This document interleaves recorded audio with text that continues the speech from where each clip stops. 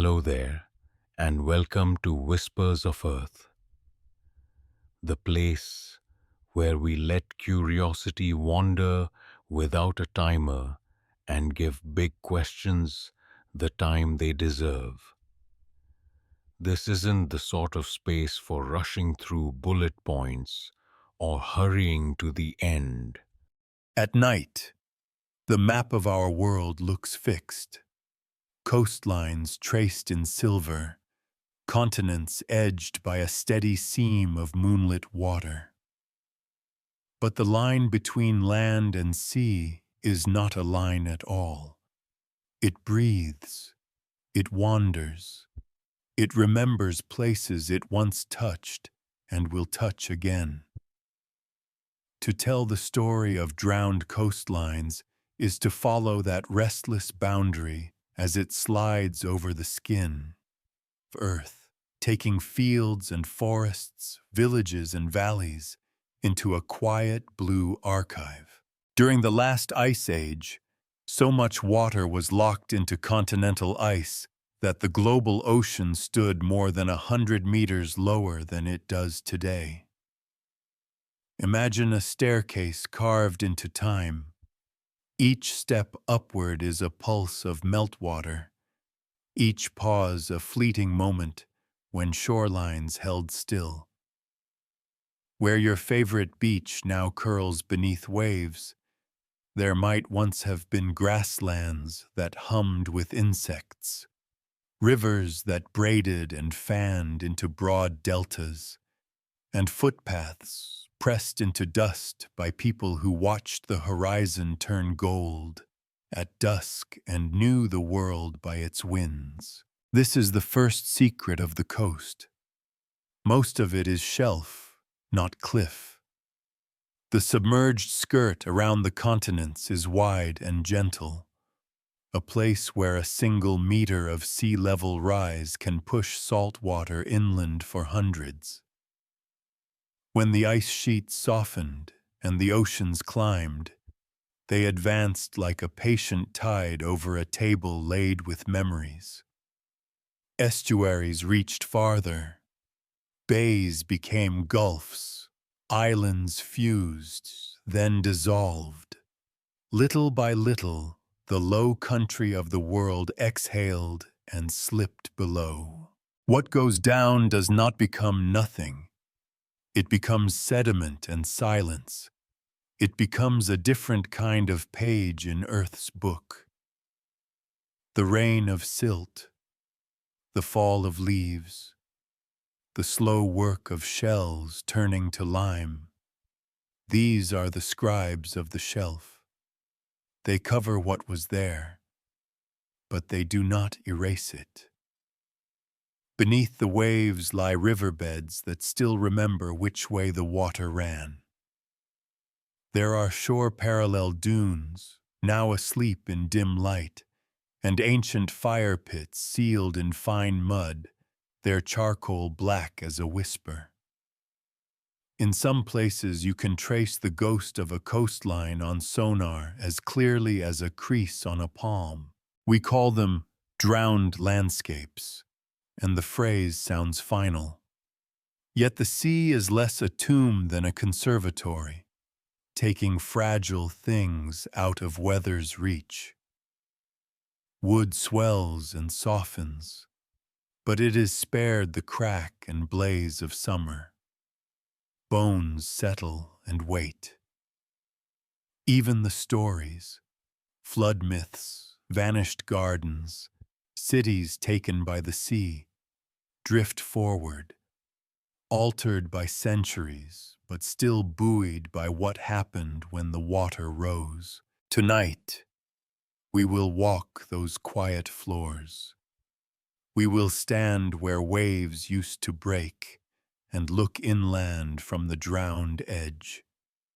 We will listen for the shapes of lost coasts, Doggerland beneath the North Sea's gray skin, the great plains of Sundaland slumbering under tropical light, the shallow Persian Gulf cradling an old green estuary, and the salt-stepped shelves of the Mediterranean, where towns once watched fishing lights wink at dusk. Each place is a chapter. Each chapter is a shoreline paused in time. Settle in. Let the tide in your breathing find an easy rhythm. The world you know is larger than the lines on any atlas. And tonight, we will learn to read the pale script the sea left behind. Begin with ice. Picture mountains of it, taller than memory, locking away so much water that the ocean's skin sits more than 100 meters lower than today. Rivers hurry across broad plains, estuaries are small and shy, and the wind writes long lines of sand along coasts that are, for a time, far from the waves. Then warmth begins its patient work. Glaciers sigh and thin. Valleys unfasten their white belts. The sea lifts. Sea level does not rise like a wall. It rises like a breath. Slow, then quicker. Steady, then pulsing. In the geologic record, we see surges, meltwater pulses, when the ocean jumped upward by meters in a few human lifetimes. Imagine being there. A grandfather who fished at a river mouth now stands at a bay. His granddaughter sees the bay become a gulf. The line between land and sea is a traveler, and it takes its time, but it never stops. When the water reaches a low coast, it does not simply cover, it rearranges. Fresh marsh turns brackish, then salt. Forests stand for a while with their feet in tidewater, leaves paling, trunks hollowing, until they lean and vanish into the silt. Dunes soften and migrate. The river, obedient to gravity, redraws its mouth again and again, laying new fans of sand over old ones. What settles is a map of change layered in mud, the handwriting of a shoreline learning to breathe underwater. Geologists have words for these motions. Eustatic sea level is the ocean's true height. How much water is in the basin? Isostatic change is the land's slow rebound after losing the heavy hand of ice. Put them together and you get relative sea level, which is what people experience on a given coast, the sum of ocean rising and land moving in its own long dance.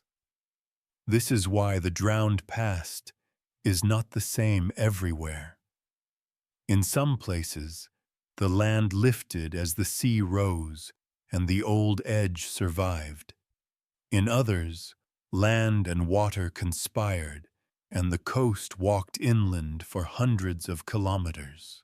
Even drowned, the old world speaks. Beneath the waves, peat layers whisper of ancient swamps. Stumps stand where forests grew in wind, their rings still countable. Buried beaches keep their fine sorting, grains the size of a sigh. With sonar, we trace river channels that once gleamed in sunlight. With small cores of mud, we read the perfume of ancient pollen, taste the saltiness of past tides, and date the moments when fresh water became brine. It is a quiet archaeology, done with echoes and needles, but it is precise enough to draw shorelines that no longer see the sky. To understand drowned coasts is to accept that land can be temporary, and that loss is not the end of a story, but the start of a different archive. The sea keeps what it takes, and it keeps it gently. Imagine walking from what is now England to the Netherlands without seeing a single wave. The horizon is not a cliff of water, but a sweep of grass and heath, scribed with rivers, tufted with reed beds where swans lift into pale morning. This was Doggerland, the wide, low heart of a world that joined Britain to Europe when the sea still kept its distance. Fisherfolk and hunters followed red deer across open country. Families camped on sandy bluffs above slow brown rivers, telling stories under stars that felt near enough to warm. Then the water came, not all at once. First, the edges blurred. Salt crept into marshes. A river mouth grew broad and bright with tide. The people moved their camps a little higher, a little farther inland. They learned new crossings and watched familiar places wear a sheen of water on windless days. Sea level rise is patient and persuasive. It wins not by force but by consistency. Year after year, decade by decade, the North Sea inhaled, the lowlands exhaled and fell silent. Sometimes the change leapt. Far to the north, a mountainside of seafloor failed and roared into deep water, and a tall wave ran outward like a hand sweeping a table. In its passing, estuaries surged, coasts went thin with foam, and campsites vanished beneath a hurried tide. A single day can redraw a map that took generations to forget. What remains of Doggerland is written in silt and chance. Trawlers dragging the shallow banks sometimes lift more than fish. Antlers polished by ancient hands. Barbed points carved from bone. A fragment of human jaw shaped by a smile nobody remembers. Sonar laces the seafloor with light and returns outlines. A river meander frozen in gray. The scalloped backs of dunes, peat that once drank rain and now tastes only salt. In narrow cores of mud, pollen counts rise and fall. Birch gives way to hazel, then willow along a new briny edge. Each grain is a syllable. Together they pronounce a lost landscape. There is tenderness in the way the sea keeps Doggerland. Not as a museum with labels and bright glass, but as a quiet room where time walks softly.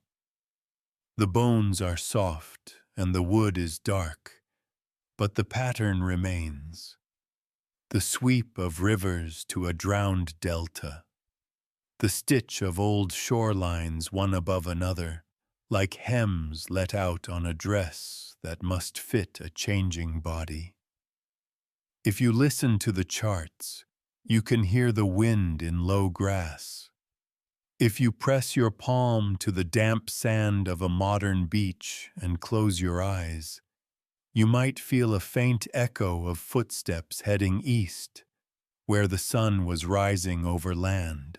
We stand now on coasts that were once inland fields. The tides that touch our feet also touch the edges of worlds we can only visit in thought and soundings. Doggerland reminds us that home can be temporary and that memory has room for oceans. Spread a paper map of Southeast Asia and with one fingertip, shade the shallows. The shape that grows is not today's scatter of islands, but a single low country, broad as a memory you didn't know you had. Sumatra, Java, Borneo, and the Malay Peninsula lean together like friends in a photograph.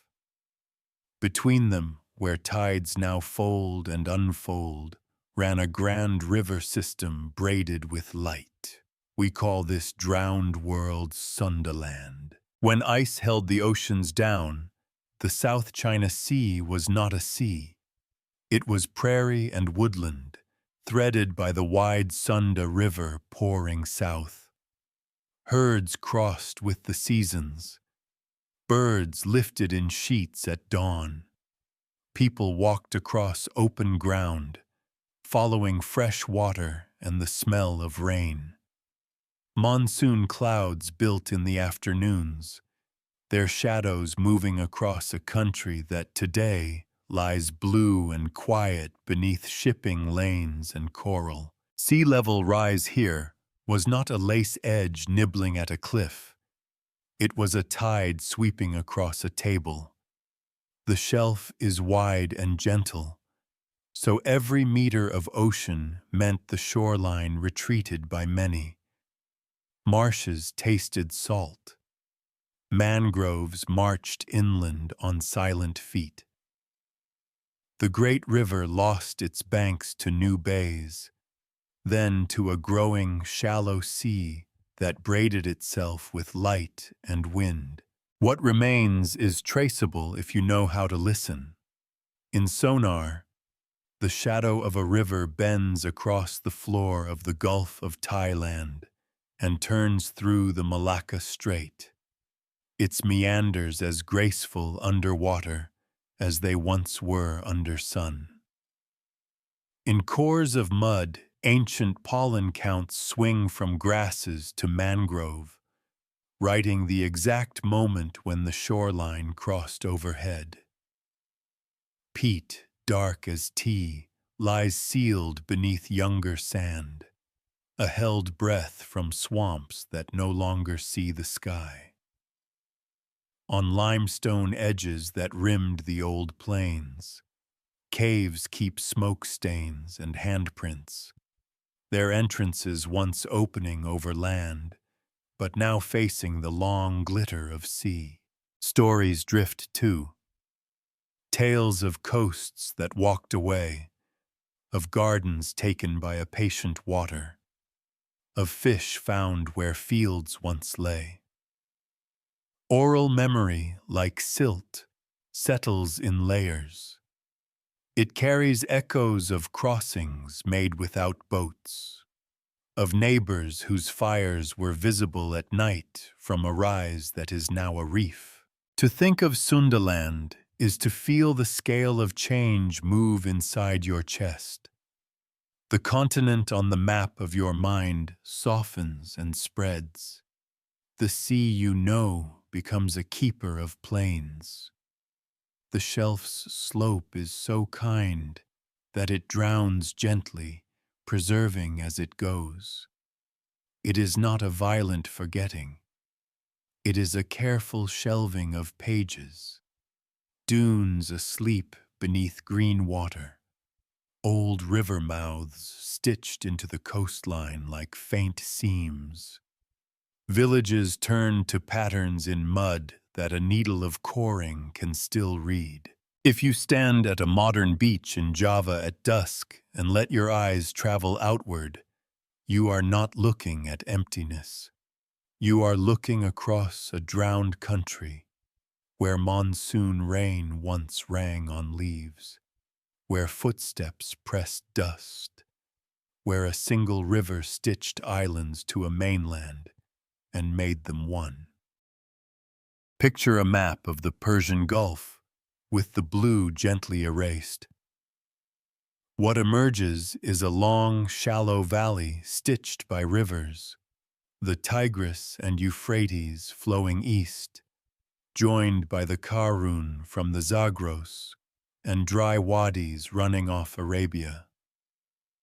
Where tankers now pass under hot light, there was once a green ribbon of channels, reed marsh, and freshwater springs beating along the floor of a broad plain.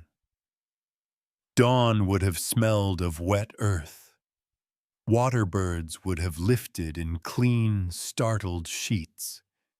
People could have walked from bank to bank across sandbars whitened by sun.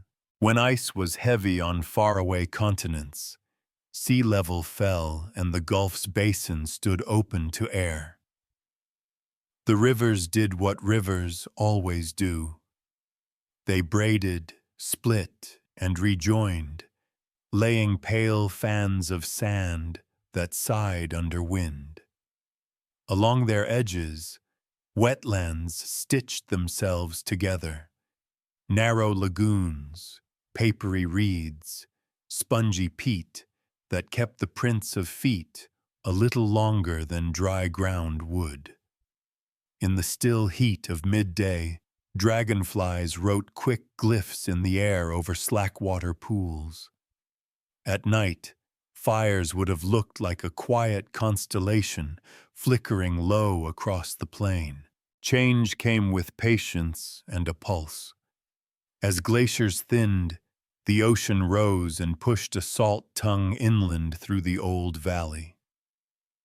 First, the lower reaches turned brackish, the reeds silvering and bending. Then the marshes learned the taste of tide, and mangroves, salt-tolerant architects, began to root where fresh water had slept. The sea did not rush, it persuaded. Year by year, the shoreline walked upstream like a visitor who had all the time in the world. Even now, the drowned shape of that river country can be heard if you listen with the right tools. Bathymetric maps trace ghost channels across the seafloor, curves so humanly graceful you can almost see banks of willow and silt. Subtle changes in buried layers, freshwater muds capped by saline sands, mark the moment when the sea's breath crossed a particular place. Coras lifted from the floor hold old pollen that swings from grasses and sedges to mangrove and saltbush, a neat signature of the tide's arrival. There are stories, too, carried forward like shells in a pocket, of a green land at the head of the Gulf, of gardens and sweet water, of places that became sea. Scholars sometimes speak of a Gulf Oasis, a refugium where people lingered as climates shifted, a nursery of crossings and returns. It is a careful hypothesis, not a certainty, but it fits the way drowned coasts often keep life close, then ask it to follow the water when the water moves. Stand today on Bahrain's shore at dusk and look outward. The horizon is not an ending. It is a surface drawn over valleys and villages, over the sleep of reed beds and the slow arithmetic of sand. The Gulf is a sea now, yes, but it is also a book with earlier pages, kept safely under a sheet of light. Picture a wide, quiet lake ringed by hills, a basin where big rivers slow and spread, their fresh water glassing the surface under a sky that smells of wheat in summer. Along its margins, people fish in calm coves, cut reeds for roofs, and watch pelicans drift like folded letters. This was the Black Sea when the world's ice still held the oceans down. A vast inland lake, lower than the open Mediterranean, listening only to rivers and wind. Out beyond the mountains, the global ocean rose. Each year, the Mediterranean leaned a little harder against the narrow gate of the Bosporus. Think of a sealed door that begins to sweat, then whisper, then sing. Salt water found its slope and began to run. Some scholars imagine a sudden overtopping, a bright cataract unspooling for years, the Mediterranean pouring downhill into the basin and teaching a freshwater world the taste of tide. Others see a slower courtship, pulses and pauses, the strait deepening by degrees as the two seas learned each other's names. Either way, the threshold changed, and with it the shoreline. The lake's level climbed. Fresh coves learned a new rhythm, brackish then salt. Marshes that had kept soft footprints grew mangroves of memory. Pollen shifted, reeds thinned, and the voices of fish changed register. Farther out, the deep waters turned dark and still, an anoxic quiet where every year's fall of plankton and silt sets a paper-thin line, a ledger written in alternating light and shadow. In those neat couplets, cores lifted from the floor record the moment salt crossed the door. Freshwater diatoms bowing to marine ones, shells of different chemistry replacing those that knew only river. There are drowned shorelines here, terraces cut by waves that now lie beneath them, pale steps leading down into green. Submerged river valleys still curl across the shelf. Their bends are gentle as a wrist. On side-scan images, sandbars rest like sleeping animals. In a few places, old beach ridges run below the modern one, parallel scars that mark where the lake once paused before it moved again. Stories traveled with people who moved, as people always do when water asks them to. Tales of a rising sea, of land turned to blue, of doors that opened and would not close. Much later, some would hear in those stories the echo of a flood. The science is careful. The pace and timing are argued, measured, revised. But the shape of change is clear enough to touch with your palm. The moment when a quiet lake met the wide salt world, and both were remade. Stand on a headland above the Bosporus at dusk, and watch ships glide through like beads on a dark thread. Beneath their keels is a memory of water going the other way, fast and bright. Far to the northeast, waves now work a shoreline that once saw only ripples. The threshold still sings. Unfold the drowned map of the tropics and watch two great shapes lean into one another. Australia and New Guinea, not islands now, but one joined body, Sahul, outlined by a lace of low plains. Where the Arafura and Torres Straits glitter today, there was once open country, grasslands breathing under trade-wind skies, paperbarks and eucalypts freckling shallow valleys, dust lifting in soft veils behind moving feet. To the west, the floor of the Timor Sea lay bare enough to stitch islands together. To the east, the Gulf of Carpentaria held a vast inland lake, a pale eye rimmed with reeds and birdsong.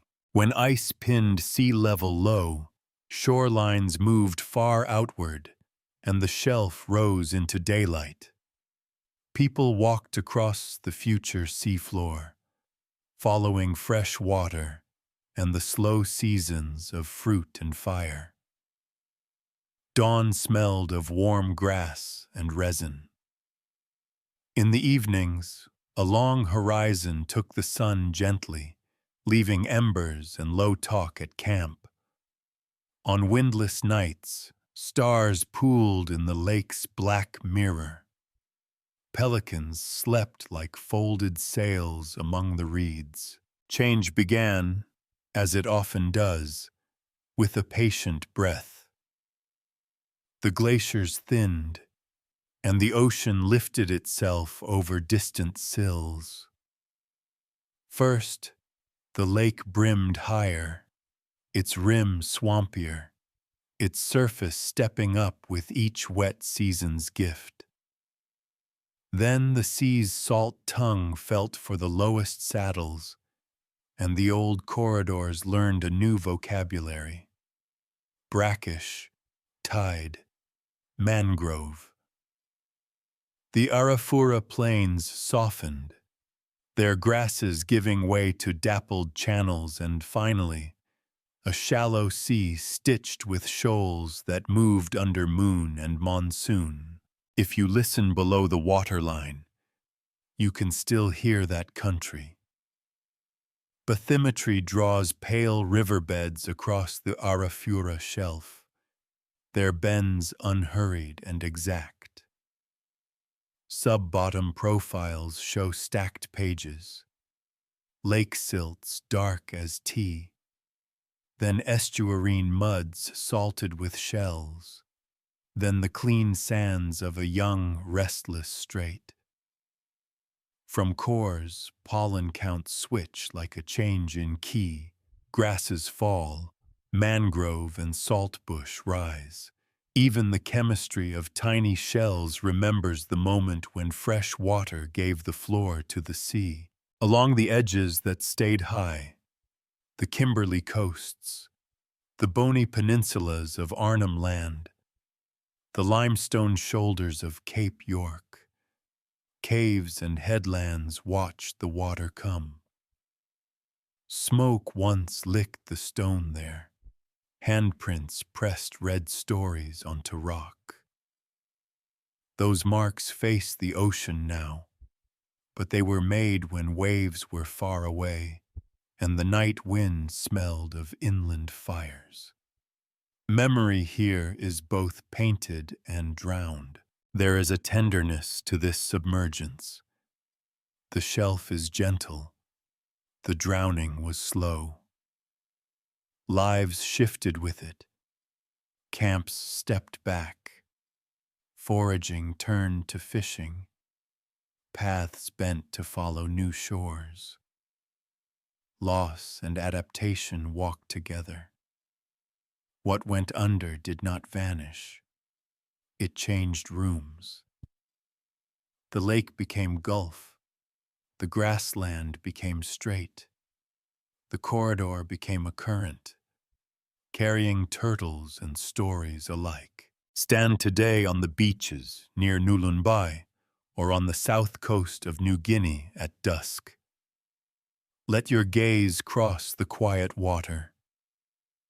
You are looking out over a sleeping plain, over cracked clay that once held hoofprints, over river tongues that once hissed in the heat, over a lake that once gathered stars.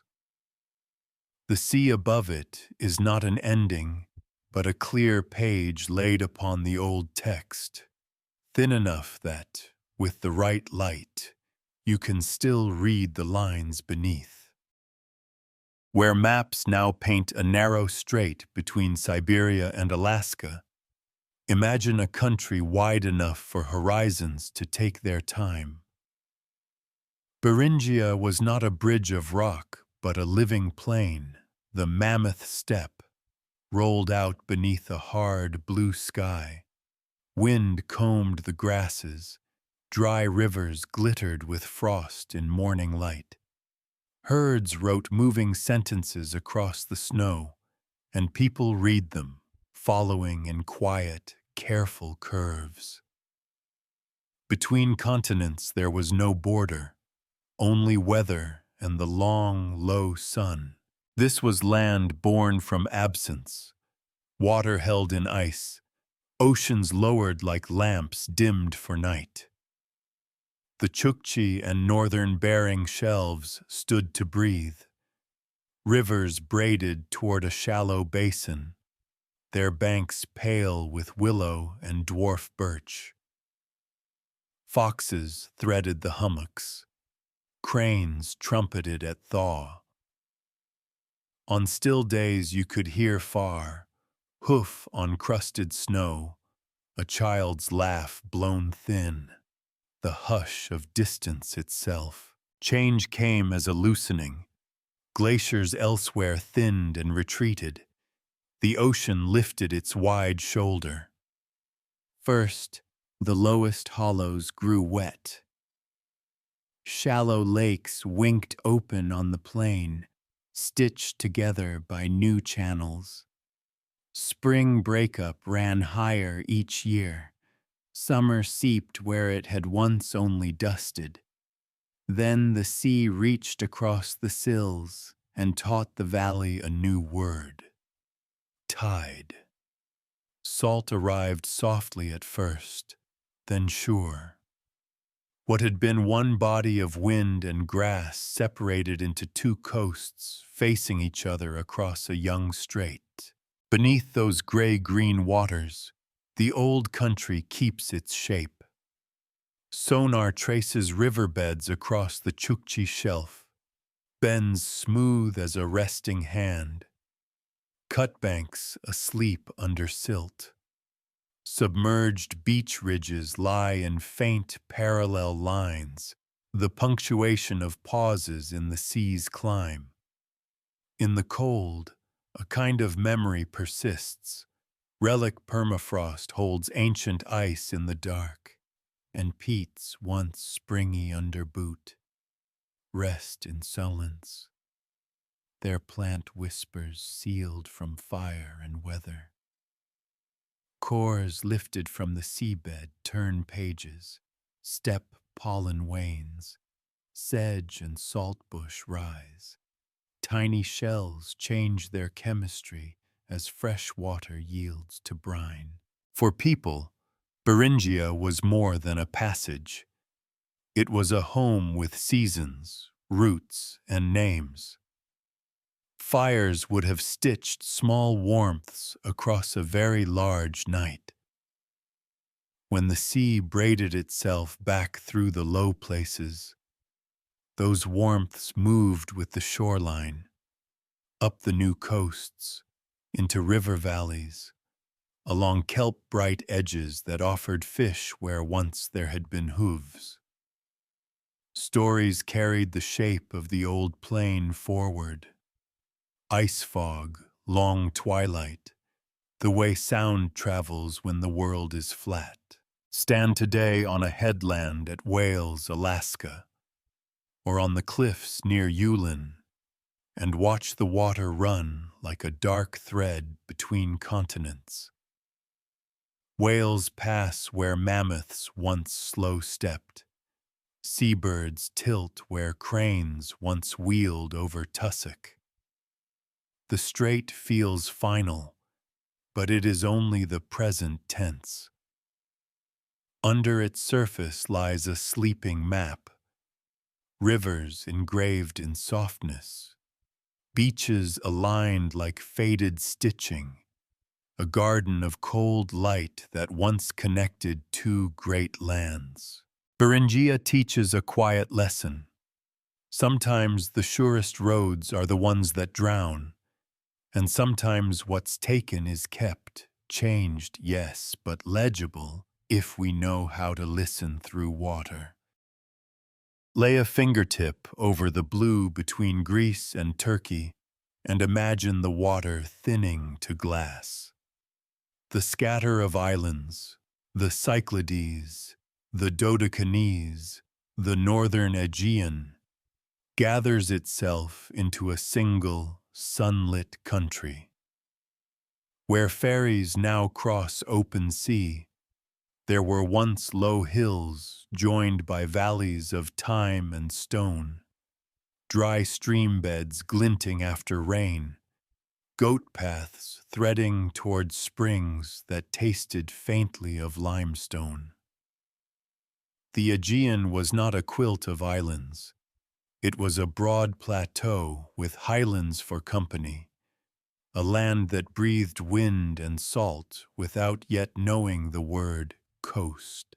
As ice gripped the poles and the world's water sat on distant continents, sea level fell and the Aegean shelf stood to stretch in daylight. Rivers stitched the plain toward the south, their mouths small and shy, their banks marked with reeds and sweet shade. Obsidian and flint chimed in pockets. People walked the long, open distances the way we now draw straight lines on maps, without thinking of boats because none were needed. The horizon felt generous. Stars fell, not into black water, but into the cupped dark of valleys. Change arrived like a patient conversation. The sea climbed a little. The shoreline learned a new sentence. Valleys became estuaries that bred gleams at dawn. Flats grew brackish, salt mouth by salt mouth. Mangroves taking hold where reeds had whispered.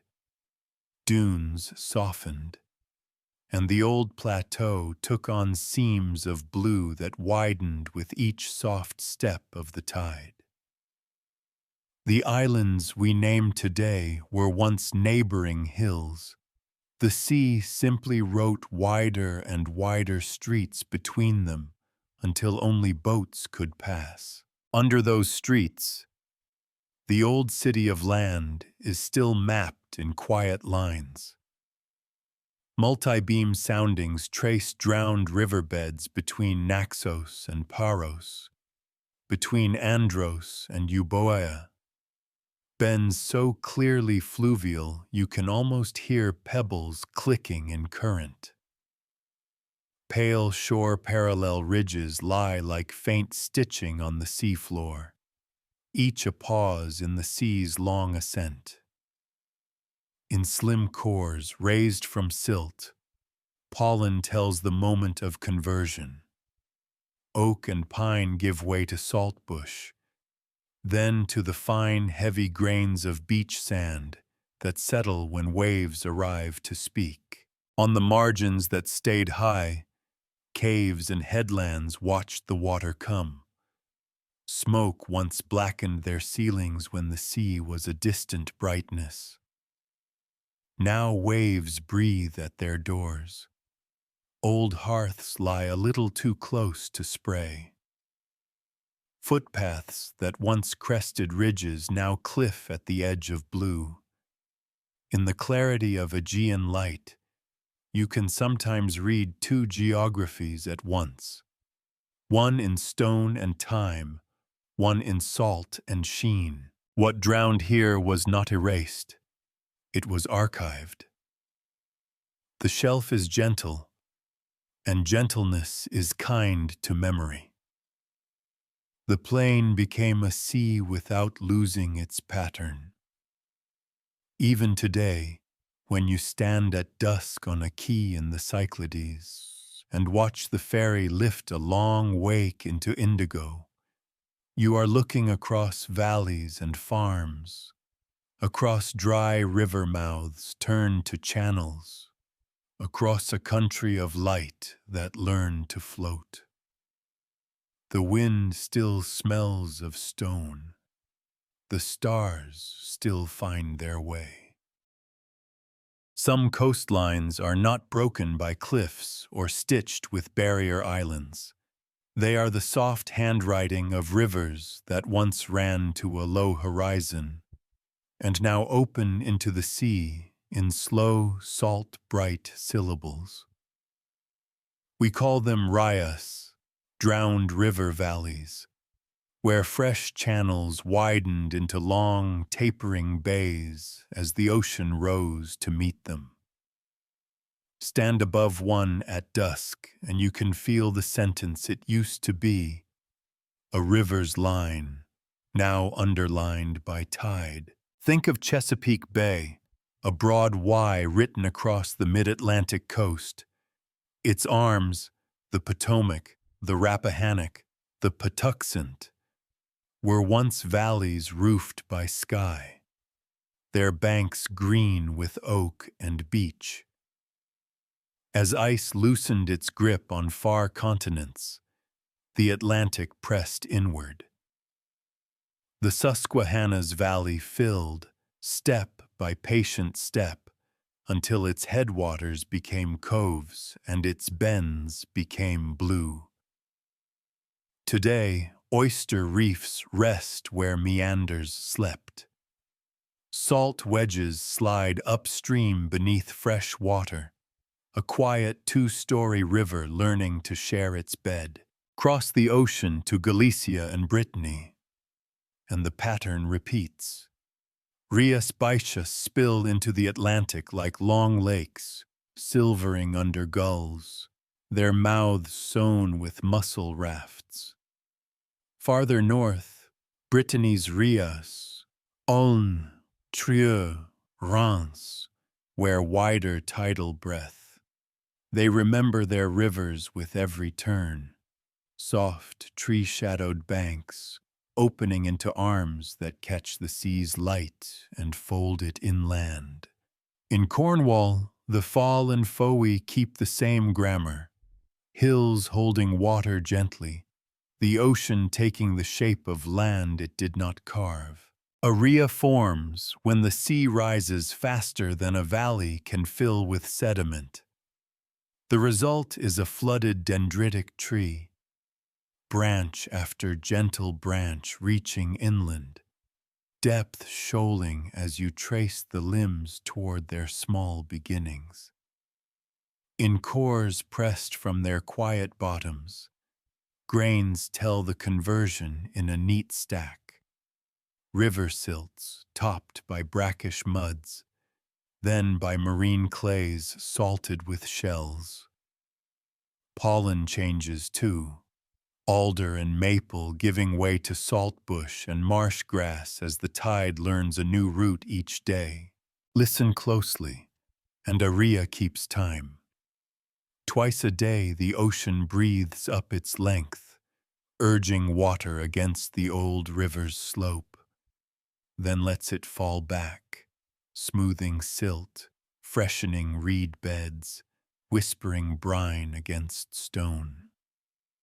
Boats rest in the same bends where logs once snagged. Towns gather at narrows, the pinch points where currents quicken and bridges make sense. Just as camps once gathered where banks were high and dry.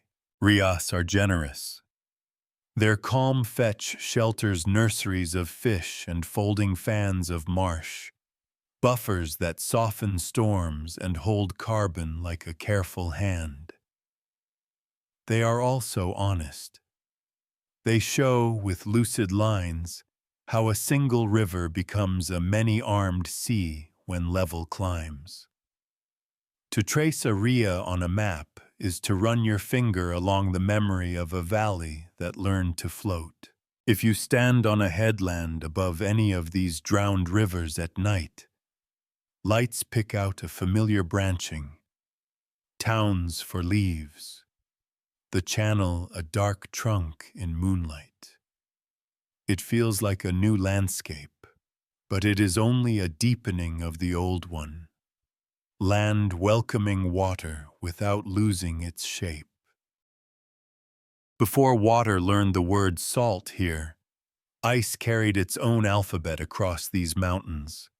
Glaciers moved with the patience of stone, shouldering rock aside, carving valleys into broad U's, and planing their floors so deep that the bed dipped below the level of the waiting sea. At the mouths, they left thresholds, rocky sills like quiet doorsteps, then withdrew, leaving a script of striations and polished walls that caught the first clean light of summer. When the oceans rose, the sea stepped through those doorways and filled the rooms the ice had made. A fjord is a conversation between the cold past and the bright present. steep sides inked in spruce and birch, a long, dark channel that deepens toward its calm heart. Waterfalls descending from hanging valleys like white threads unspooling from the sky. In still morning, the surface holds mountains twice, above and below, and even the gulls seem to lower their voices. Beneath that reflective calm, time sorts itself into layers. Fine glacial flour, rock ground to silt by the old ice, settled first, then softer mud, then the delicate debris of a living sea. In some fjords, the sill at the mouth keeps deep water from mixing, and oxygen thins with depth, turning the bottom into a quiet room where even fragile traces persist. Year upon year, paper-thin sheets of sediment stack like pages, each season a line. A core lifted through those layers tells the story of retreat and flooding with the neatness of a ledger. Dropstones from dying ice, then lighter grains, then the chemistry of brine. Fjords also remember weight. Where glaciers once pressed hard, the crust slowly rebounds, rising as if relieved. Relative sea level here is a balance on a moving hand. The ocean climbs, the land lifts, the shoreline adjusts. In places, ancient beaches now hang like pale threads high above the modern tide. Proof that the edge has walked both up and down over millennia. Elsewhere, the sea's reach pushed farther, and forests learned the breath of salt. Life writes its own chapter on these steep margins. Kelp gardens lean and right themselves with each tide. Salmon learn the path from river to open water along this long, brackish hallway. Orcas stitch black and white across the surface like calligraphy. Eiders rest where ice once scraped. Otters fold into kelp and close their eyes, bobbing like commas on a dark sentence. Stand on a ledge above a fjord at dusk and listen. The soundscape is spare. A waterfall's endless sentence, the soft knock of a boat's hull, a gull's single note drifting and falling. You are looking into a memory the sea keeps with unusual clarity, a valley the ice wrote deeply enough that drowning did not destroy its meaning. Here, submergence is not erasure, it is translation, faithful and slow. Some shores do not drown by standing still. They survive by moving. Threaded along many low coasts are barrier islands, long, pale commas of sand written just offshore.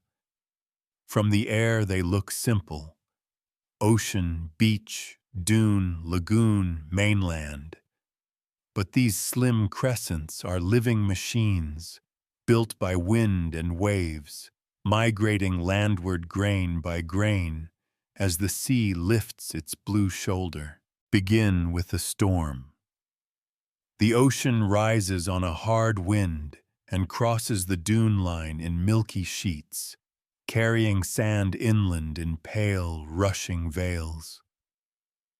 When the sky clears, the island is new, a little thinner on the ocean side, a little wider on the sound side, the dune line set back like a breath taken in. Overwash fans settle into the quiet lagoon as gentle deltas, and marsh grass learns to root in fresh sand. This is rollover, the way a barrier keeps being itself by stepping out of its own way. Longshore currents comb sand along the outer beach, lengthening spits that hook and fold like calligraphy, then breaking them into islands as inlets open and close. Each inlet is a moving door for tides, a hinge that swings with storms and seasons. On charts, you can trace the drift in faint parallel ridges, old beach berms now sleeping inland, and even offshore. Arcs of sand that mark pauses in the coastline's slow retreat. Beneath the modern beach, cores find peat, a buried marsh, black as tea, proof that today's surf once broke far seaward of here. Barrier islands do two kindnesses. To the ocean, they offer sand to spend. To the mainland, they offer their backs. Behind them, lagoons and sounds hold nurseries of fish and birds, and marshes lay down thin, green pages of carbon each summer. When storms come, the islands accept the blow, bruise, and heal by shifting. It is not resistance, but resilience, the humility of sand. Examples thread the map. The outer banks bow and unbow with hurricanes, their inlets wandering like thoughtful guests. Assateague and Chincoteague trade sand and shadow through seasons, ponies picking their way over new dunes. Padre Island draws a straight, soft line for 100 miles, safer waters cupped behind its arc. In each place the same grammar: wind, wave, tide, erosion seaward, accretion landward, a shoreline that survives by moving toward higher ground. Drowning here is not a single moment, but a choreography. As relative sea level rises, barriers roll, lagoons widen, and mainland marshes reach inland on quiet feet. Houses dislike this dance, but grass and plover understand it perfectly. The archive of change is delicate and clear. Overwash fans stacked like pale hands in the lagoon, inlet fills that read like braided music, peat under sand under shell, a neat ledger of steps the island took to remain an island. Stand on a barrier at dawn and feel the wind comb the dune's crest. The ocean's breath is in your chest. The sand ticks forward underfoot. You are on a moving edge, one that protects, remembers, and walks. What it keeps is not place but pattern, and that is enough to carry a shoreline into the future. Some shorelines do not step back when the water rises. They grow upward to meet it. Picture a ring of pale surf around a lagoon the color of sleep. Coconut palms leaning into trade winds. An ocean that changes hue with every cloud. An atoll looks like a necklace laid on blue, but it is really a biography. Volcano to island to reef to rim. A patient collaboration between stone that sinks and life that builds. Begin with a mountain shouldering out of the sea, its flanks warm and dark. Corals colonize the shallows, laying a fringing reef close to shore. Time leans forward. The volcano cools and subsides. The ocean takes a slow breath and lifts. The reef, living at the surface where light is kind, builds on its own skeletons, thickening into a barrier set a little offshore. Between rock and reef, a lagoon opens like a held note. When the last shoulder of land slips beneath the tide, the reef remains as a ring, an atoll, its rim breaking waves that would otherwise cross an empty blue. Reefs write sea level in limestone. In calm lagoons, fine mud settles like silk. Along the rim, storm layers stack coarser rubble. Drill a narrow core, and the story rises in your hands. Corals of one species yielding to another as depth changes. Growth bands counting years like trees. Tiny shifts in chemistry that mark warmer and cooler water, saltier and fresher moments. Dating the oldest heads at a given height tells you where the sea once paused. Terraces, broad steps cut into fossil reefs, record former shorelines the way a staircase keeps memory of the climb. But reefs have limits, and drowned coastlines speak even here.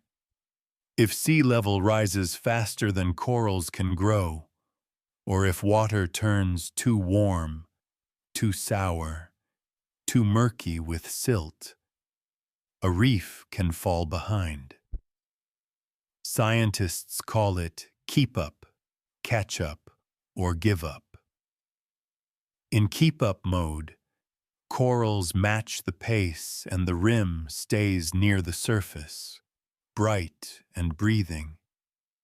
In catch up, they fall below for a time and then race upward when light returns. In give up, the sea draws a veil over them, and the once living rim becomes a pale echo on sonar, a drowned reef terrace, beautiful and still. Across the world's tropics, you can trace both faithfulness and failure. Parts of the Great Barrier Reef grew swiftly as the last ice age ended, climbing tens of meters to stay in the sun, then spreading across ancient karst-cut platforms, exposed when oceans were low. Elsewhere, atolls wear scars where their rims could not keep pace, passes widened by storms, segments that slumber beneath a little extra blue. Even in loss, the archive holds. Fossil corals keep the exact chemistry of the water they once knew, and drowned terraces sketch the sea's old steps with lucid lines. Stand on the windward side of an atoll at dawn. The reef rush sounds like distant applause. Every wave that spends itself on the rim keeps the lagoon gentle. Every polyp adds a grain to the wall that makes gentleness possible. Here, drowning and survival are not opposites. They are partners in a choreography of depth and light, a living edge learning year by year where the sky now begins. When the ocean was low, the edges of continents breathed limestone. Rainwater, slightly sour with carbon dioxide, wandered into cracks and widened them into rooms. Stalactites grew like thin candles. Stalagmites rose to meet them. Bats stitched the darkness with soft wings. People came too, carrying fire, stories, ochre. They left handprints, charcoal, footprints hardened in dust. These were coast caves, their mouths looking out on plains that are now water, their floors dry beneath a larger sky. Then the shoreline walked inland. As the sea climbed, it found those old doorways and pressed in. Some caves became wells of green light. Others hid their mouths below the tide so that only divers, moving like careful commas, can pass. Inside, air still keeps the echo of voices, and walls where the warmth of palms last lifted 10 or 20,000 years ago. What drowned here did not erase, it sealed. Along the Mediterranean, a cave now reached through a long, submerged corridor holds images of horses, ibex, and ringed hands, black, brown, red, drawn when the coast lay far seaward and the sea was a distant brightness. The modern entrance rests beneath waves, but the main chambers still breathe air. Their lower galleries, once dry, now cradle quiet pools. Salt licks the stone where fresh water once wept, and the boundary between past and tide is a clean, shining line. Cross the world to the Yucatan, where the limestone shelf is a sponge of passages. When the ocean sat lower, rivers ran through these rooms in the open air. Now they are flooded, centotes and blue holes, dark eyes that look up at the sun from the forest floor. In their cold depths, layers of fresh and salt water form glassy borders, and time sorts itself into careful shelves. Bones wait in this stillness. Mastodons, giant sloths, the remains of people who walked here when the cave floors were dusty and daylight slanted farther out. Overhead, stalactites that once dripped rhythm now hang in reflections. Beneath them, silt settles like pale breath. Caves remember levels. Rings of mineral stain mark pauses in sea rise, tide lines in stone. Submerged stalagmites grow no longer. Their stopped tips are dates written in calcite, a calendar frozen by water. Even the chemistry in old dripstone keeps the flavor of vanished air and rain. A small library of climates, bound in carbonate, shelved in blue. To swim these rooms is to move through an index of shorelines, each meter of depth a page. There is tenderness in the way the sea borrows caves. It does not smash their doors.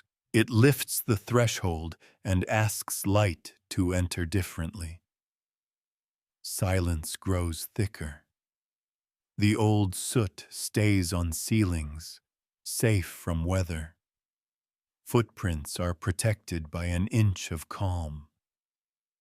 We learn to read with new senses, maps drawn by sonar, samples lifted with gloved patience, breath measured and careful. The reward is intimacy, a palm print blooming from rock, a hearth's ash still black as sleep, a stalactite reflecting itself so perfectly that time seems level. Stand at the lip of a cenote at noon and watch the sky pour downward, or float in a flooded corridor while your light grazes a wall where a hand once rested, the warmth long gone but the gesture unblurred. Drowned coastlines keep many kinds of memory. Caves keep the quietest ones. Some coastlines keep their stories as landscapes, others shelve them as rooms.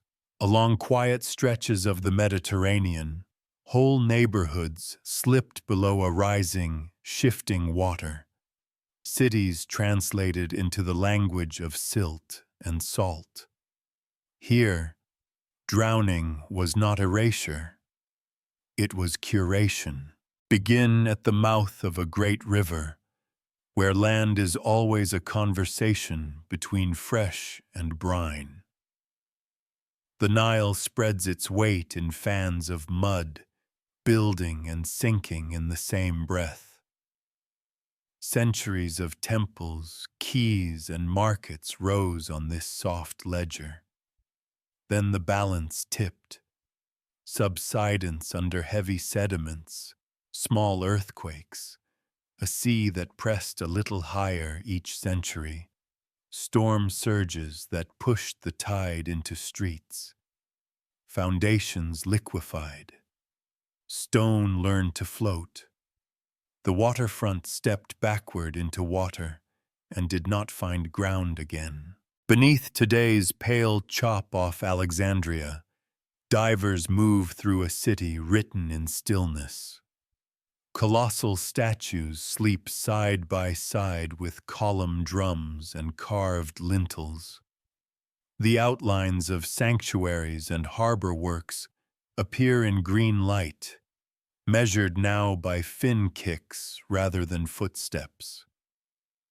In the mud, an inscribed stela can lie as crisp as a page, its letters spared wind and sun by the same veil that took the street where it once stood. Barges above haul up what the silt kept, ritual vessels, weights for nets, small bronzes that fit in a palm like a warm thought. Cross the sea to a quieter shore, a shallow bay off Laconia, where the water is calm enough to mistake for air. On the bottom, at a depth a child could duck to, a street grid gleams in the ripple light. Walls, courtyards, thresholds, jars once sealed against time with cork and pitch. The rooms are empty now except for sand, seagrass, and the neat shadows of fish. When the shoreline walked inland here, it did so gently, so the old plan of the town remains legible, like chalk lines under a thin wash of blue. What drowned a city is rarely one cause. Deltas sink as they grow. The crust responds to where ice once pressed, to where mountains rise, to the slow shrug of faults. The sea lifts, storms find a little more reach. A channel is dredged and changes how sand moves. A harbor settles. Waterfronts migrate a street inland, then another. One day, a wave folds into a house and does not fold back out. Underwater, the archive is particular. Silt is a careful librarian. It softens edges but preserves order. Wood that would crack on land swells and rests. Pigments darken but cling. Bronze survives better than iron. Stone keeps its grammar even after its polish is gone. We read with new tools, side scans, sonar tracing right angles, magnetometers hearing buried anchors, photogrammetry knitting thousands of pictures into a single, steady image, and we turn pages with gloved hands. Stand at a modern quay at dusk and look past the reflections to where the bottom blurs into blue. If you could lower the sea like a dimmer, room by room, corridors would return to air. Thresholds would feel warm again under feet. But the water is not a thief here. It is a binder. In cities the sea has kept. Streets are quiet. But they are not lost. They are breathing differently. Walk out across the map in your mind until the blue grows shallow and green, and stop where waves still feel the drag of land. This is the continental shelf, a wide, quiet table where the sea writes slowly. What we call drowned is not discarded here. It is archived. Year by year, storms smooth and tuck. Rivers spread thin blankets of silt. Shells fall with the hush of snow. Each season is a page. Each century is a chapter. The shelf is a museum made of mud, and its exhibits are arranged by gravity and time. To visit that museum, we thread needles into the floor. A core barrel slips down and returns with a narrow cylinder of earth. Dark peats that once held footsteps, pale sands that remember surf, fine olive muds breathed on by marsh, laminae so thin you can read a storm in a single line. Laid on a lab bench, the column looks simple, a stack of browns and grays. But under a lens and light, it opens like an illuminated book. Pollen tells us where the shoreline stood. Grasses fade, mangrove rises. Then, when the sea pushes farther, planktonic whispers appear. Tiny shells from open water, delicate as sighs. Foraminifera, minute, coiled houses, carry the chemistry of the sea that built them. A ratio of isotopes that weighs warmth and ice, salt and fresh. Diatoms with glassy walls, switch species as salinity changes. A quiet chorus trading one verse for another as tide learns to speak a new distance inland. Each grain, each shell, is another letter in a soft alphabet of change. We date the pages gently. A fleck of charcoal marks a fire on land. A seed holds its brief calendar. Peat yields the breath it borrowed, carbon that a summer leaf took from air long ago, and we return it to count the years. Sometimes sand glows faintly under a special light, releasing the story of when it last saw the sun. Together, these clocks tell more than time. They tell tempo. Was the sea a steady hand, or did it climb in pulses, fast, then still, then fast again? Mapping gives the text its shape. Multibeam sounders comb the shelf with fans of light and send back shading you can read with your fingertips. Shore parallel ridges like old hems, river channels carved in soft gray, beach spines, cuspate, delicate, sleeping under a skin of silt. Side-scan sonar returns the grain of drowned dunes.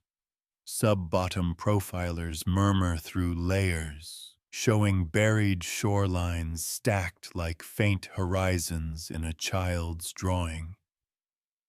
Everywhere, the same generous pattern. What land wrote, water did not erase. It translated.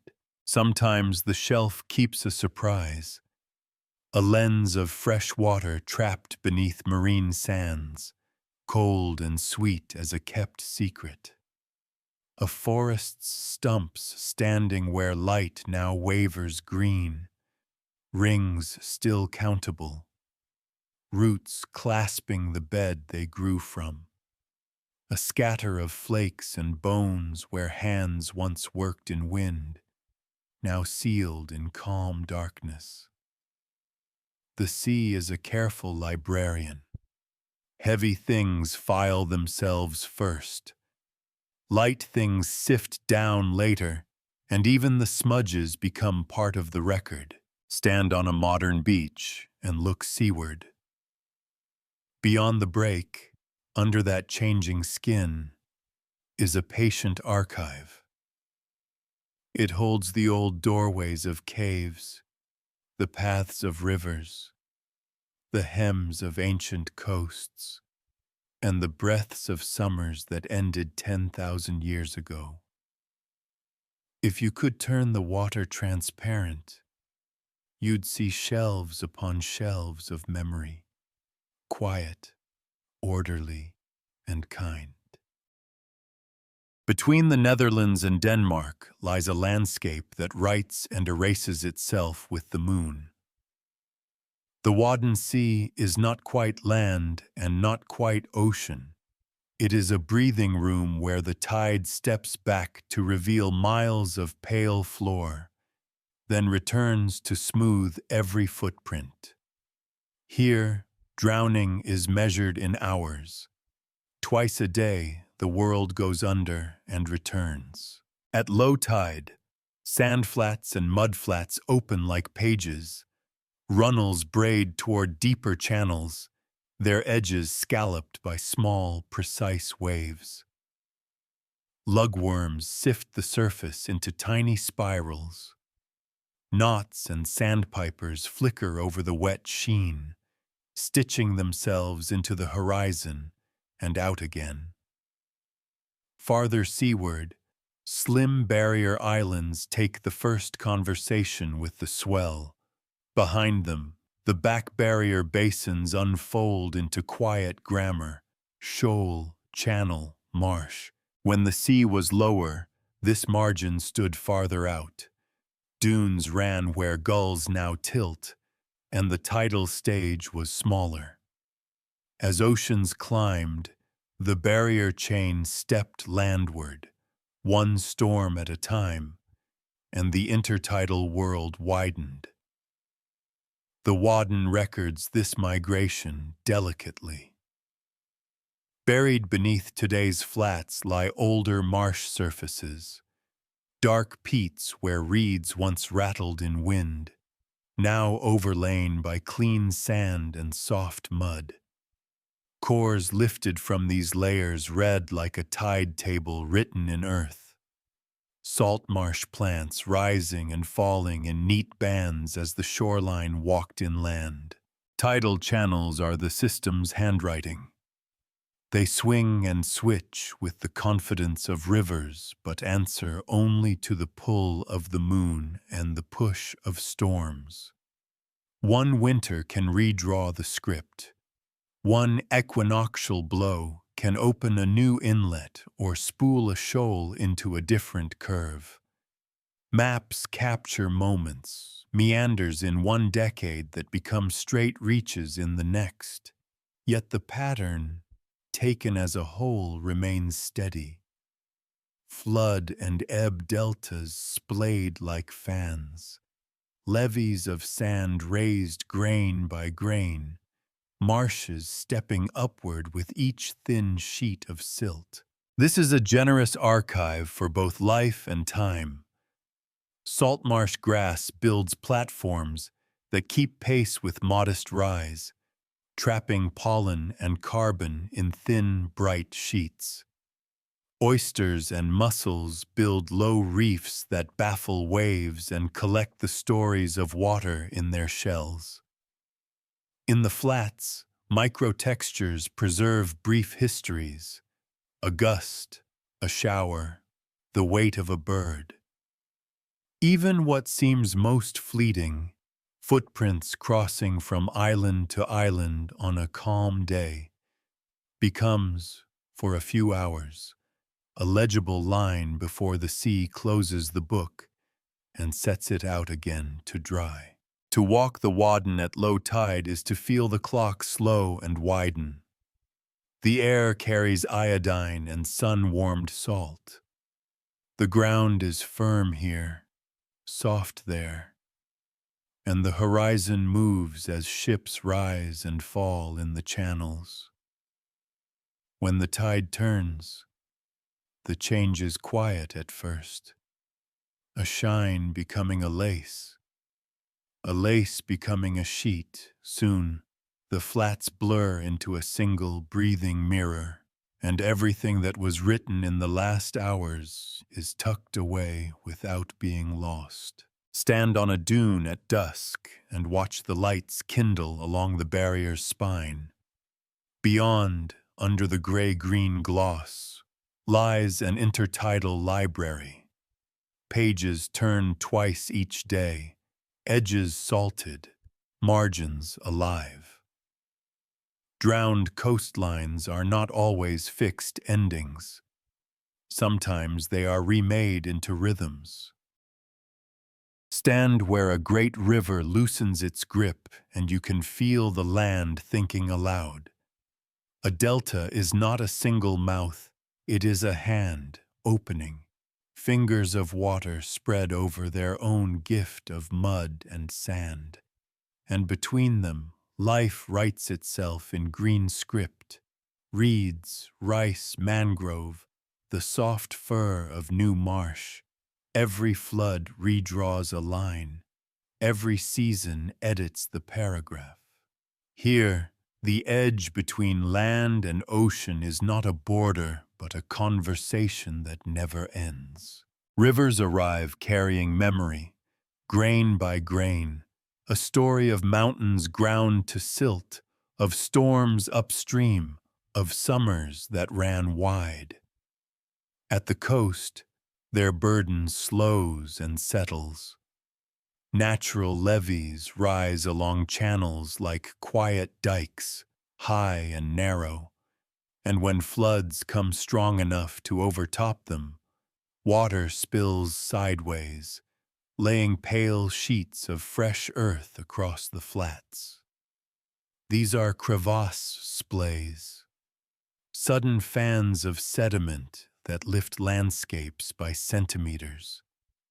The delta's way of keeping pace with a sea that breathes a little higher each century. But deltas also sink by their own weight. Fresh mud compacts like a sleeping body. Peat, once springy with trapped air, slumps when it dries. Where the river is corseted between levees or diverted by canals, fewer floods reach the marshes, and the annual gift of silt grows thin. Subsidence leans land toward the tide. The ocean, patient and exact, accepts what is offered. Abandoned channels become bays. Lobe by lobe, a delta's older hands drown into quiet backwaters while the river chooses a new path, building elsewhere and leaving the past to the pelicans and the moon. Each delta tells the tale in its own accent. One might split and wander across centuries, making a braid of ancient shorelines. Another might pour steadily forward, then leap, an avulsion, suddenly favoring a shorter route to the sea. In all of them, the archive is delicate and kind. Layers of flood silt over marsh peat, over brackish mud. A neat stack that can be read with a thin core and a careful light. Pollen swings from willow and rice to saltbush and cordgrass as the tide learns to speak farther inland. Tiny shells change chemistry with salinity, writing the signature of brine in spirals no wider than a pinhead. Deltas love company. Mangroves stitch their edges into lace that catches sediment and gentles waves. Reeds stand like green combs in the current, slowing water enough to let grains fall. Oysters and mussels build low, living walls that take the punch out of storms. Together, they make time. And time is what a delta needs to keep the negotiation even. Stand on the bank of any great delta at dusk, the air warm, the water the color of tea, and watch the surface carry small islands of leaves seaward. Somewhere out there, beyond the last sandbar, the river's voice thins and the sea takes over the sentence. The line between them moves with the moon, the season, the century. What drowns here is not lost. It is folded gently into the long conversation and kept. After a hard storm, some beaches tell on the sea. The waves rake away a skin of sand, and at low tide the shore darkens with shapes you don't expect. Stumps, roots, the dark lace of an old forest floor lying where gulls now walk. The wood is the color of tea and stone at once, heavy with water, fragrant with a sweet, old breath. Touch it, and you can feel how gently time has held these trees, how the sea is not always a destroyer. Sometimes it is a keeper. Once wind moved in these crowns. Leaves rattled in summer heat. Deer stepped lightly where tidewater now shines. Then brackish fingers reached through the roots. Salt rose in the soil, and the green thinned. Trees die softly when the sea comes, rings ending mid-sentence. Then they fall and settle into mud that shields them from rot. A thin sheet of silt, another of sand, storm after storm, season after season, and the forest lies in darkness that preserves it better than sun. When storms peel the beach back and let us look, we find neat truths. Roots still grip the ground they grew from, proof that the forest is in place, not carried here by chance. Rings remain countable. A core taken gently can read the pace of summers leading up to the last one. In the peat around them, pollen keeps the neighborhood's memory, oak, alder, willow, then shifts to salt-tolerant reeds as the shoreline crossed overhead. A radiocarbon date from a stump and a seed nearby turns the scene into a clock. Here is when the trees stopped. Here is when the tide learned this address. Follow the old dark floor seaward, and you often find the next pages stacked above it. Creek mud from a new marsh, clean sand from a young beach, a cap of shells where waves now talk. The sequence is quiet and exact. Forest, marsh, beach, sea, showing how a low coast drowns in order rather than chaos. Barrier islands roll over such archives, tucking yesterday's grass under today's dune. Deltas lay fresh silk across them during floods. Everywhere, the same careful handwriting. There are other forests that tell the story while still standing. Along tidal creeks, pale trunks lift like a small, bleached choir. Ghost forests, made by salt rising through the soil.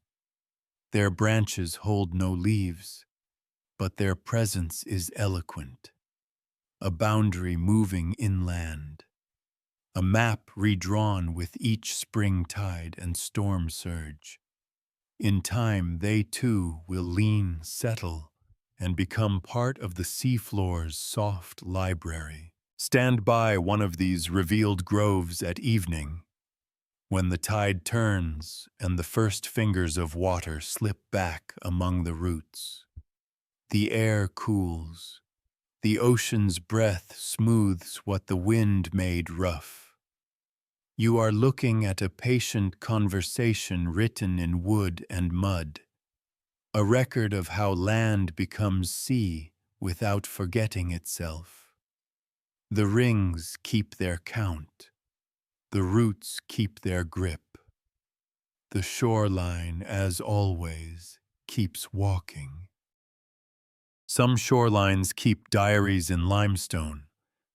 Walk along a cliff of pale rock in quiet light, and you may notice a narrow groove at chest height, running level for hundreds of feet like a penciled line.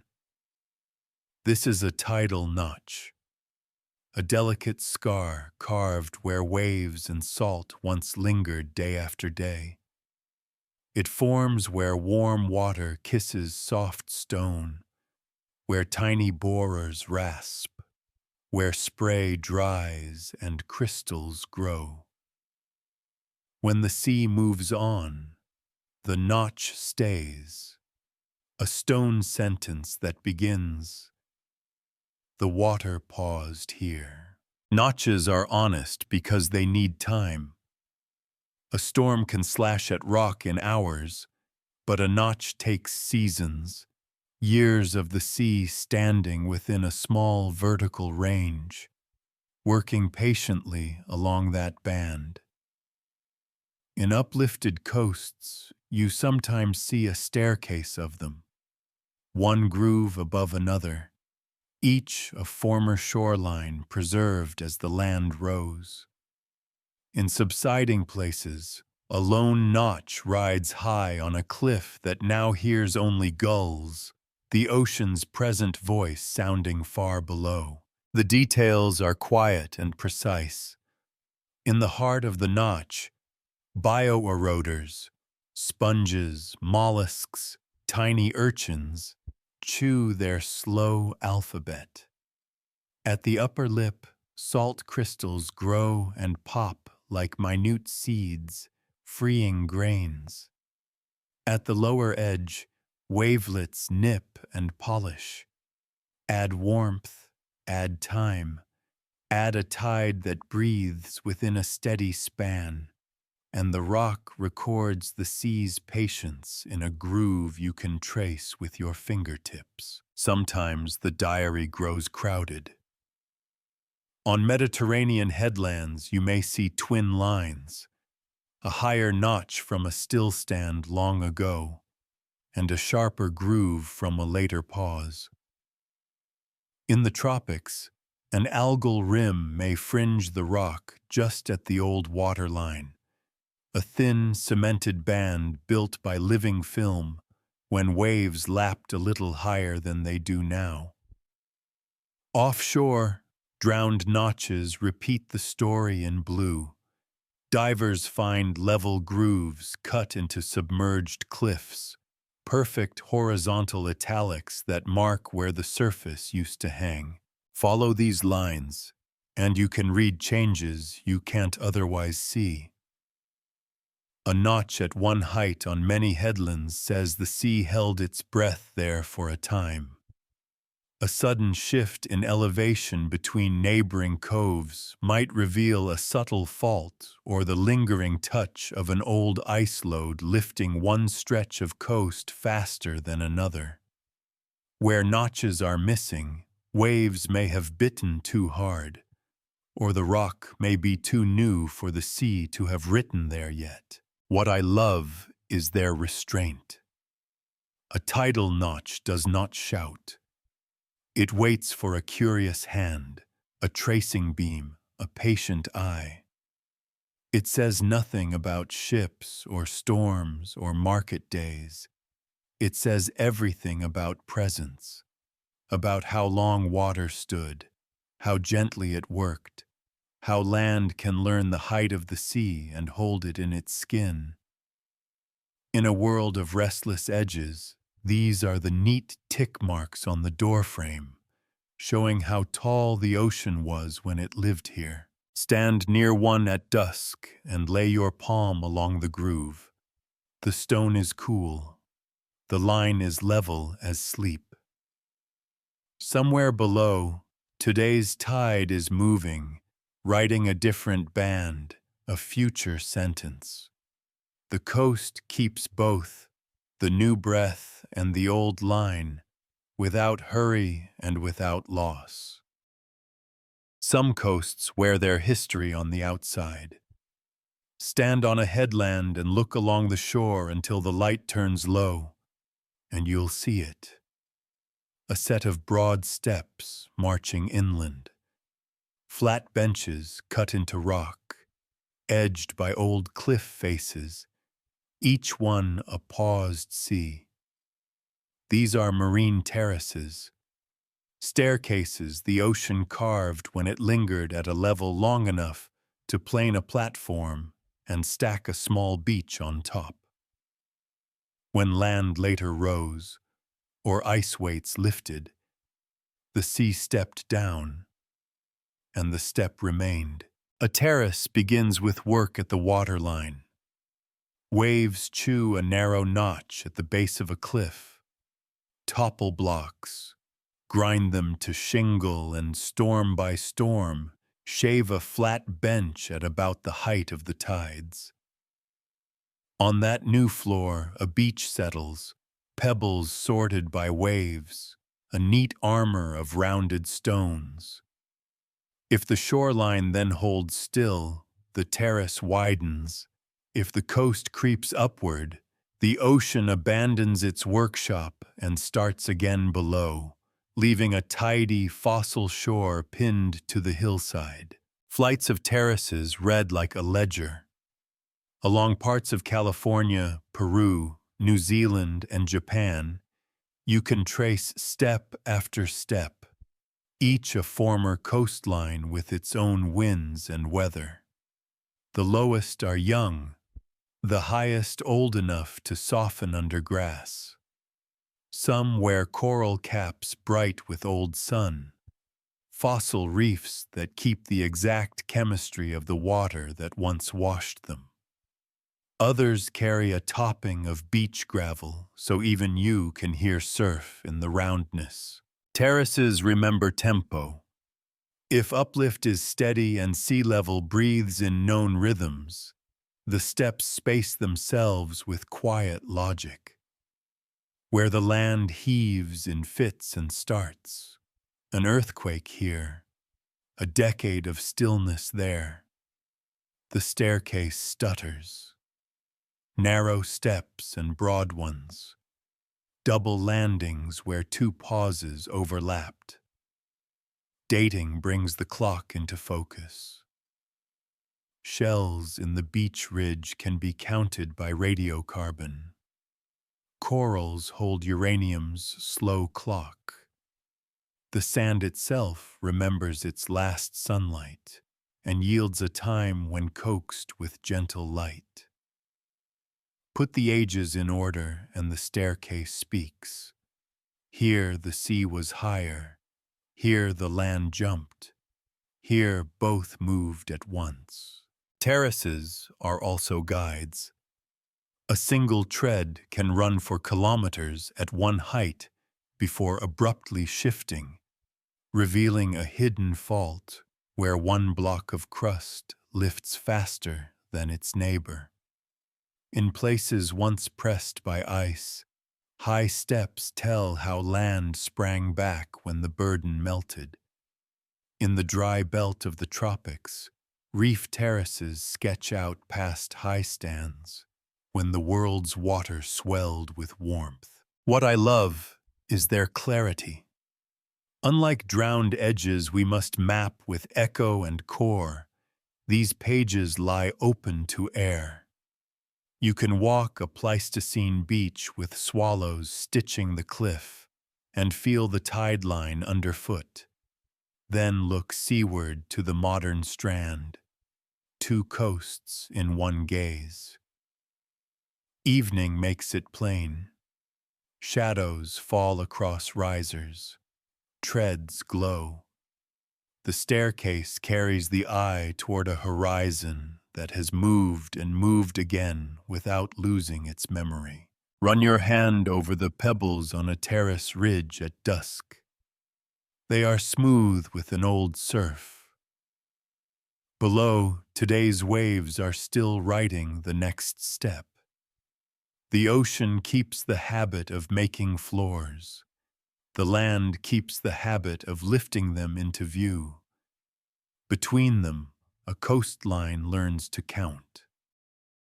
Some rivers do not stop at the shore. They remember their slope and keep going under the sea. When the ocean was lower, coastlines lay far out, and great rivers carved deep gashes across the exposed shelf. Later, when the water returned, those valleys did not vanish. They became submarine canyons, long shadowed corridors incised into the continental edge, carrying gravity's old desire downslope into blue. Picture a river at low stand, its mouth miles seaward of today's beach. It cuts through soft shelf sands, turns at familiar bends, then meets the break where the continent falls away. There the valley steepens and bites into bedrock, headward erosion pulling the notch inland like a careful saw. When sea level rises, the shoreline steps back over the valley, but the canyon remains. A hidden arroyo that begins just offshore and runs like a dark sentence toward the deep. Hudson Canyon does this, an ancient extension of a river you can stand beside in Manhattan, inscribed beneath modern waves like a secret avenue.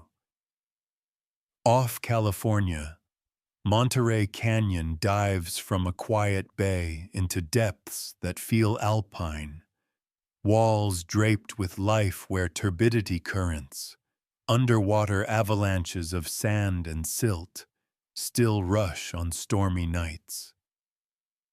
Around the world, similar forms riddle the edges of continents.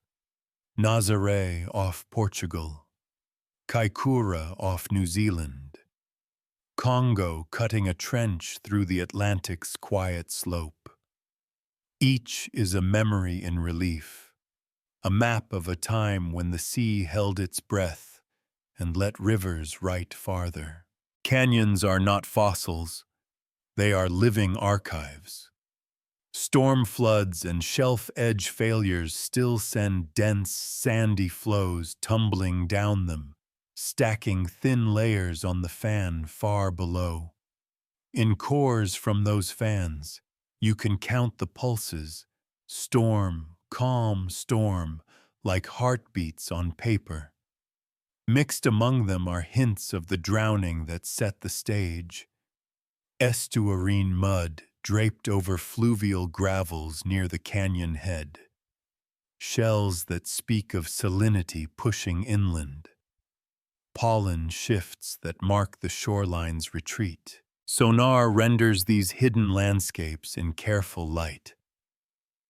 Multibeam maps lay out terraces and nick points, side gullies and slump scars, each a note in the canyon's music. Sub-bottom profiles show older channels entombed beneath younger ones, a braided history layered and precise. Some canyons even catch the lights of towns in their geometry. Straight, dredged lines meet natural curves. Pipelines and cables detour around dark, steep walls like paths skirting a cliff at dusk. Standing on a headland at evening, you might not guess that the ground beneath the near horizon falls away into such rooms. The surface gives nothing away. A slick, a line of birds, the faint, moving seam where currents meet. But below, the drowned valley keeps falling, outcome of a world with a farther shore, continued by gravity long after the map changed. What I love is the continuity. Shorelines walk, shelves archive, and canyons, patient and true, carry the story forward. A conduit from yesterday's rivers to today's deep. Drowned, yes, but not ended. Translated and still writing. Imagine a road made of light and green, a ribbon of kelp forests swaying just offshore, following the ragged edge of the Pacific from Asia to the Americas. Beneath their floating canopies, the sea is mild even when the wind is hard. Fish school like silver commas, Abalone grip the rock with quiet strength. Sea urchins write purple punctuation, and seals sleep like commas on sunlit stones. For people walking the margin, this was a pantry and a map at once, a continuous, generous border where tide, not distance, set the day's limits. When sea level was lower, much of that road lay on land you could have walked. The Pacific Shelf, broad in places, scalloped in others, stood to the air. Rivers crossed it in bright braids. Beaches ran far seaward of today's cliffs. Offshore rocks were hills where fires could be seen at night. Canoes slid between headlands and the kelp's soft hands, landing on beaches that now lie green and quiet under modern swell. As the ice softened and the ocean climbed, the path did not end. It changed rooms. Shorelines stepped back. Pocket coves that once cradled camps became lagoons, then bays, then blue. The kelp forest, faithful to light, followed, anchoring on new reefs where the old ones drowned. The pantry moved with the tide line. The stories went with it.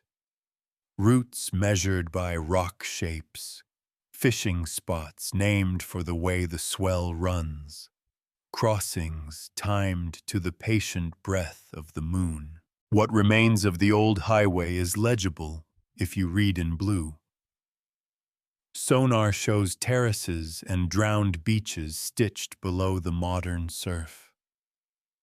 Pale river mouths, now quiet channels, open into water that smells of salt and sun. On islands that were once larger, stepping stones across a wider shelf, caves keep soot and shell, bones of fish that prefer kelp's dappled shade, seeds and fibers from nets and baskets that learn the rhythm of wet and dry. Along the continental margins, cores pulled from lagoons and bays tell of swift conversions, freshwater diatoms giving way to marine ones, eelgrass pollen rising where dune grass once sang. There is a kindness in this migration. Kelp thrives in the border, and the border persists even when it moves. The forest muffles waves, gathers fish, and marks a safe lane for small boats. It is a living road sign. When you see the tawny floats and the glossy fronds, you know where the coast is gentle, where the water will feed you, where a landing might be found before dusk. Stand on a headland at evening and trace the kelp line with your eyes as it bends and braids along the shore. Out there, just beyond the break, lies a drowned itinerary, the old beaches, the camps above them, the trails that once ran dry between rocks now named only by sailors. The sea has not erased that path. It has hidden it under a veil so thin that, with the right light and patience, you can still see the road through the water, green and generous, pointing the way. Just behind the noisy line of surf, a quieter country begins. Here light softens into green, and the floor grows a skin of blades, seagrass meadows that ripple like fields under a shallow sky. Fish stitch silver paths through the leaves. Snails write slow punctuation. A turtle passes like a thoughtful moon. What looks delicate from above is an engineer below. Roots and rhizomes binding sand, catching silt, and turning moving water into pages that will not blow away. A meadow is a patient builder. Each season, blades rise into light, then die back and settle. The roots keep their grip. The next growth climbs from that anchored lattice. Grain by grain, the bottom lifts into a quiet platform, organic soil tucked beneath living green. Scientists call this blue carbon, and it feels exactly like time made visible.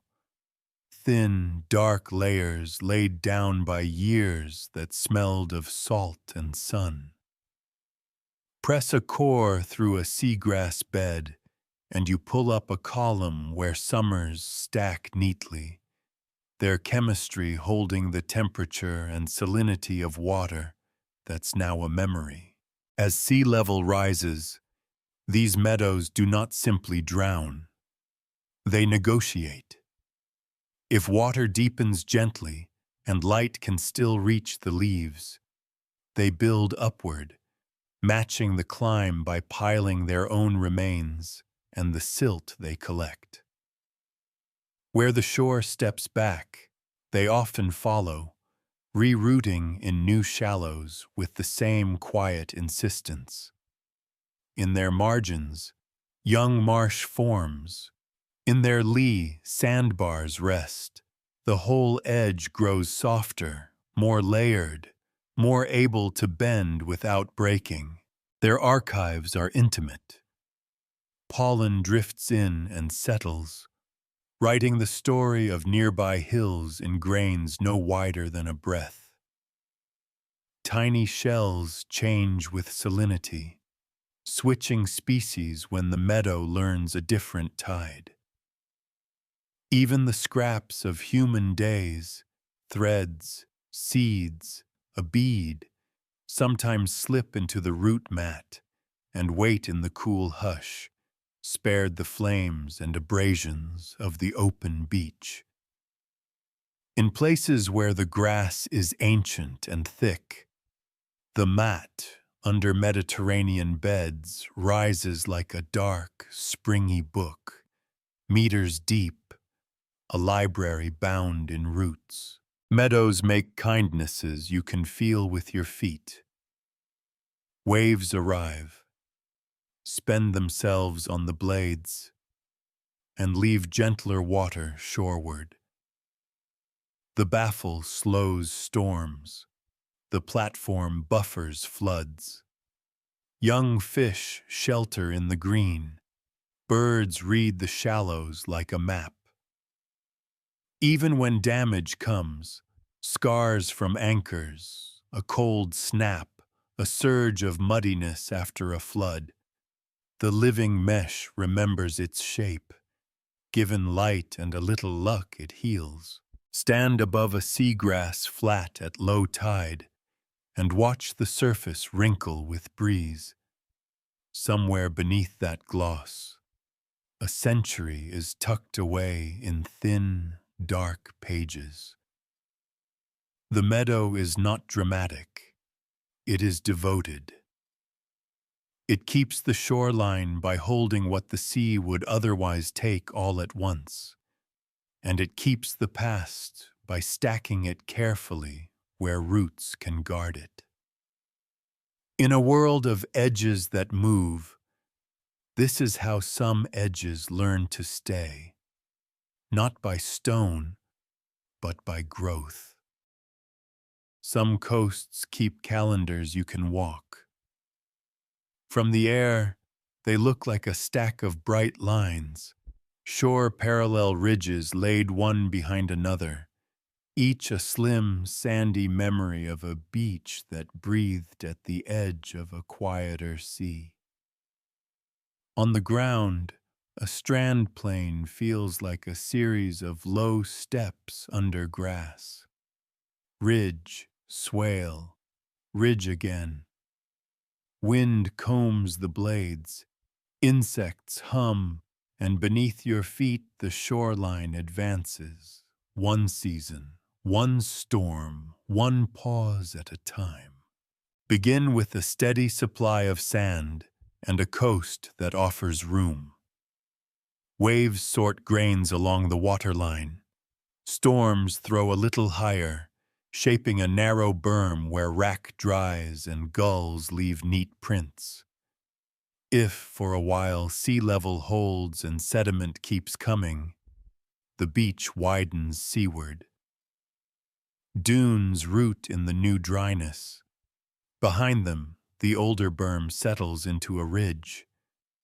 Then the process repeats. Each fresh push of sand builds a new crest closer to the water, while the last one steps inland into memory. Grass covered, a little lower, still aligned with the sea's patient breath. The pattern is delicate and exact. In swales between ridges, rain lingers a little longer.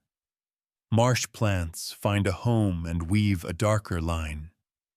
In cores pressed through their quiet floors, you can read the rhythm.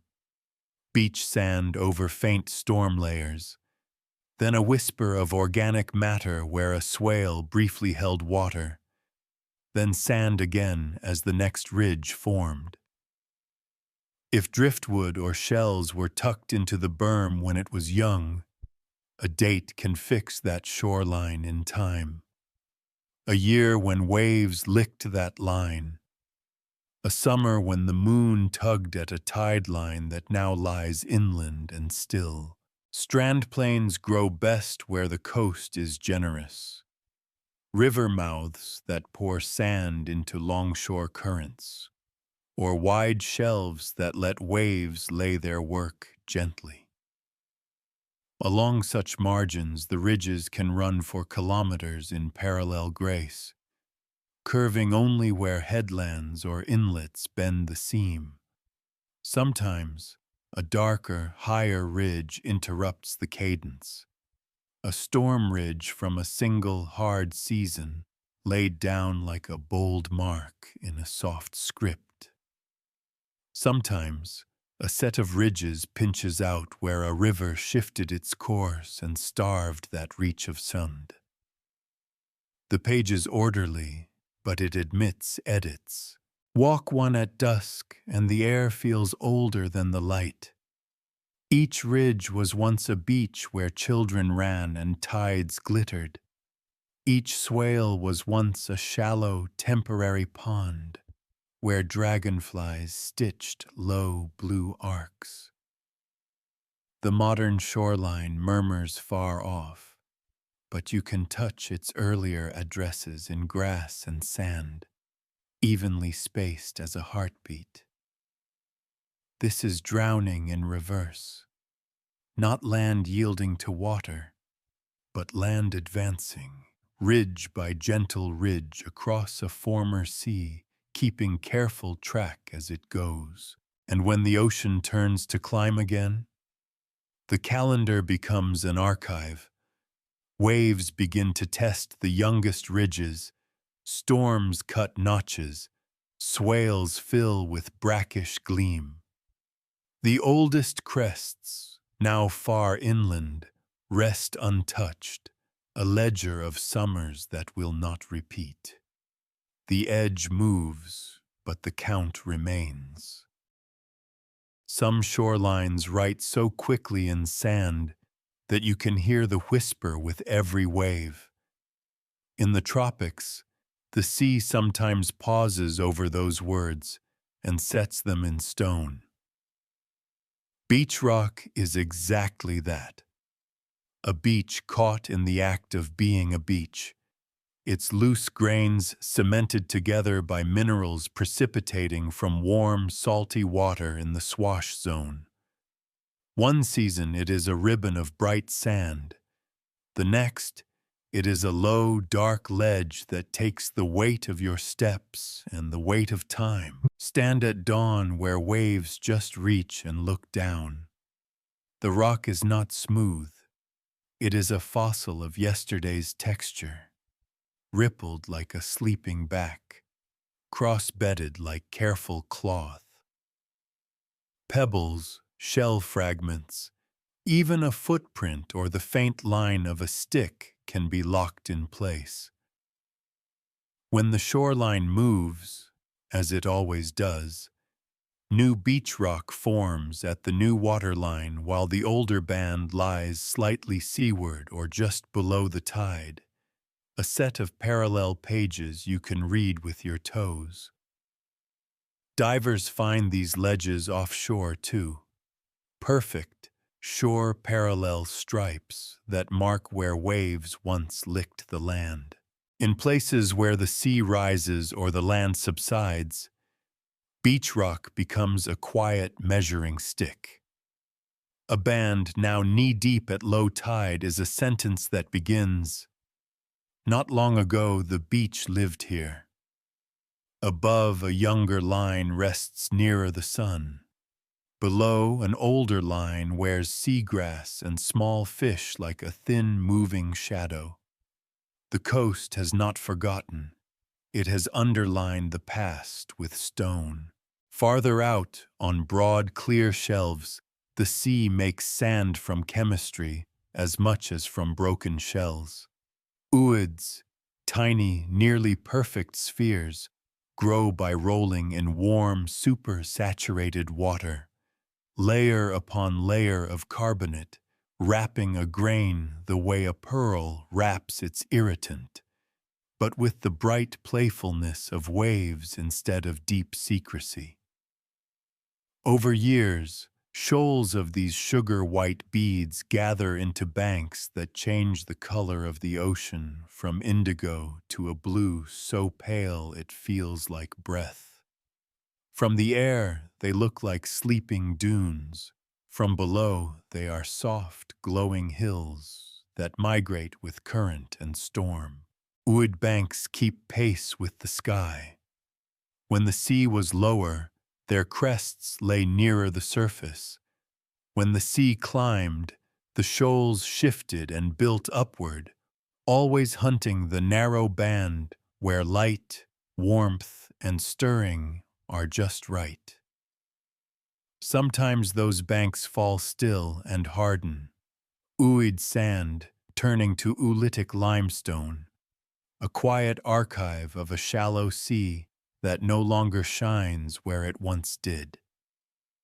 On high, dry coasts, you can find these stones lifted into terraces. Under modern water, you can feel their living versions combing beneath your fins. Beach rock and ooid banks together show two ways a coast remembers. One takes the immediate edge, the exact place where a wave rose and fell, and pins it for a while.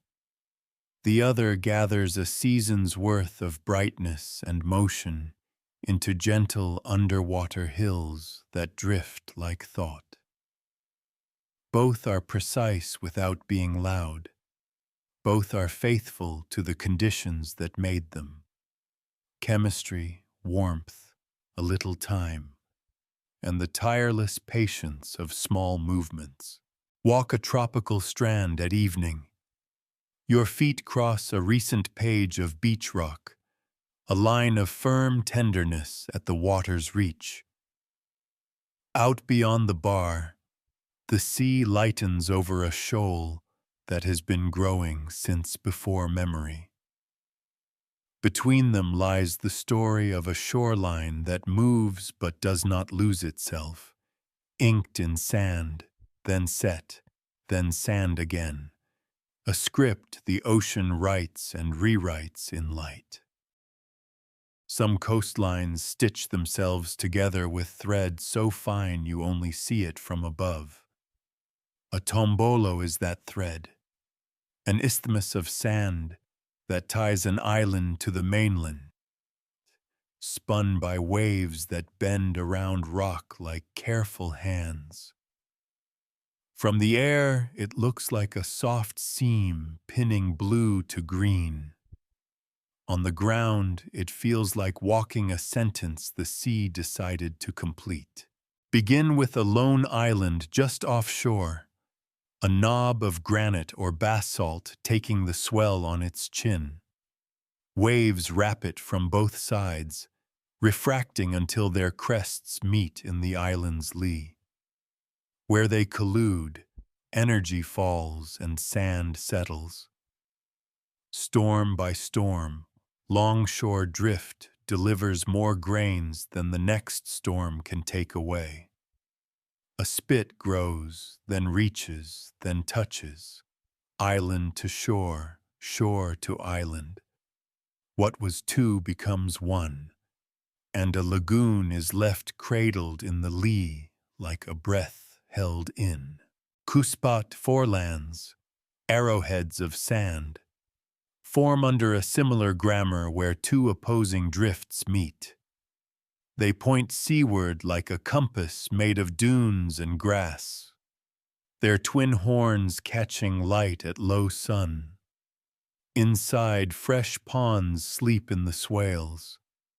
Outside, bars align like eyelashes, shore parallel, delicate, marking pauses in the coast's quiet advance. Drowned coastlines keep these stitches, even as they move.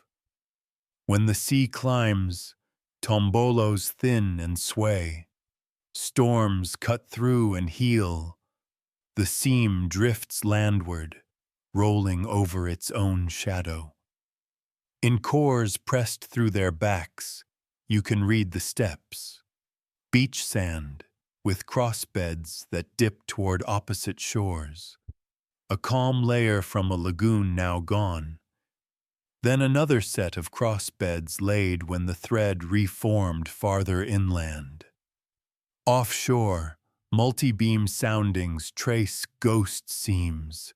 Submerged tombolos drawn in pale relief, still tying island to land beneath a thin sheet of blue. Sometimes the archive flips. Where land lifts, ancient stitches ride high and dry, grassed over, a tombolo now a meadow with salt in its soil. Walk it, and you'll find shell hash where gulls once fed, pebbles rounded by a surf that now breaks far below. In the lee, peat may lie black and springy, a former lagoon keeping its cool, sweet memory under a skin of roots. These forms are hospitable. Tombolos make easy harbors and gentle beaches. Arrowheads cradle wetlands where birds write the sky in quick strokes.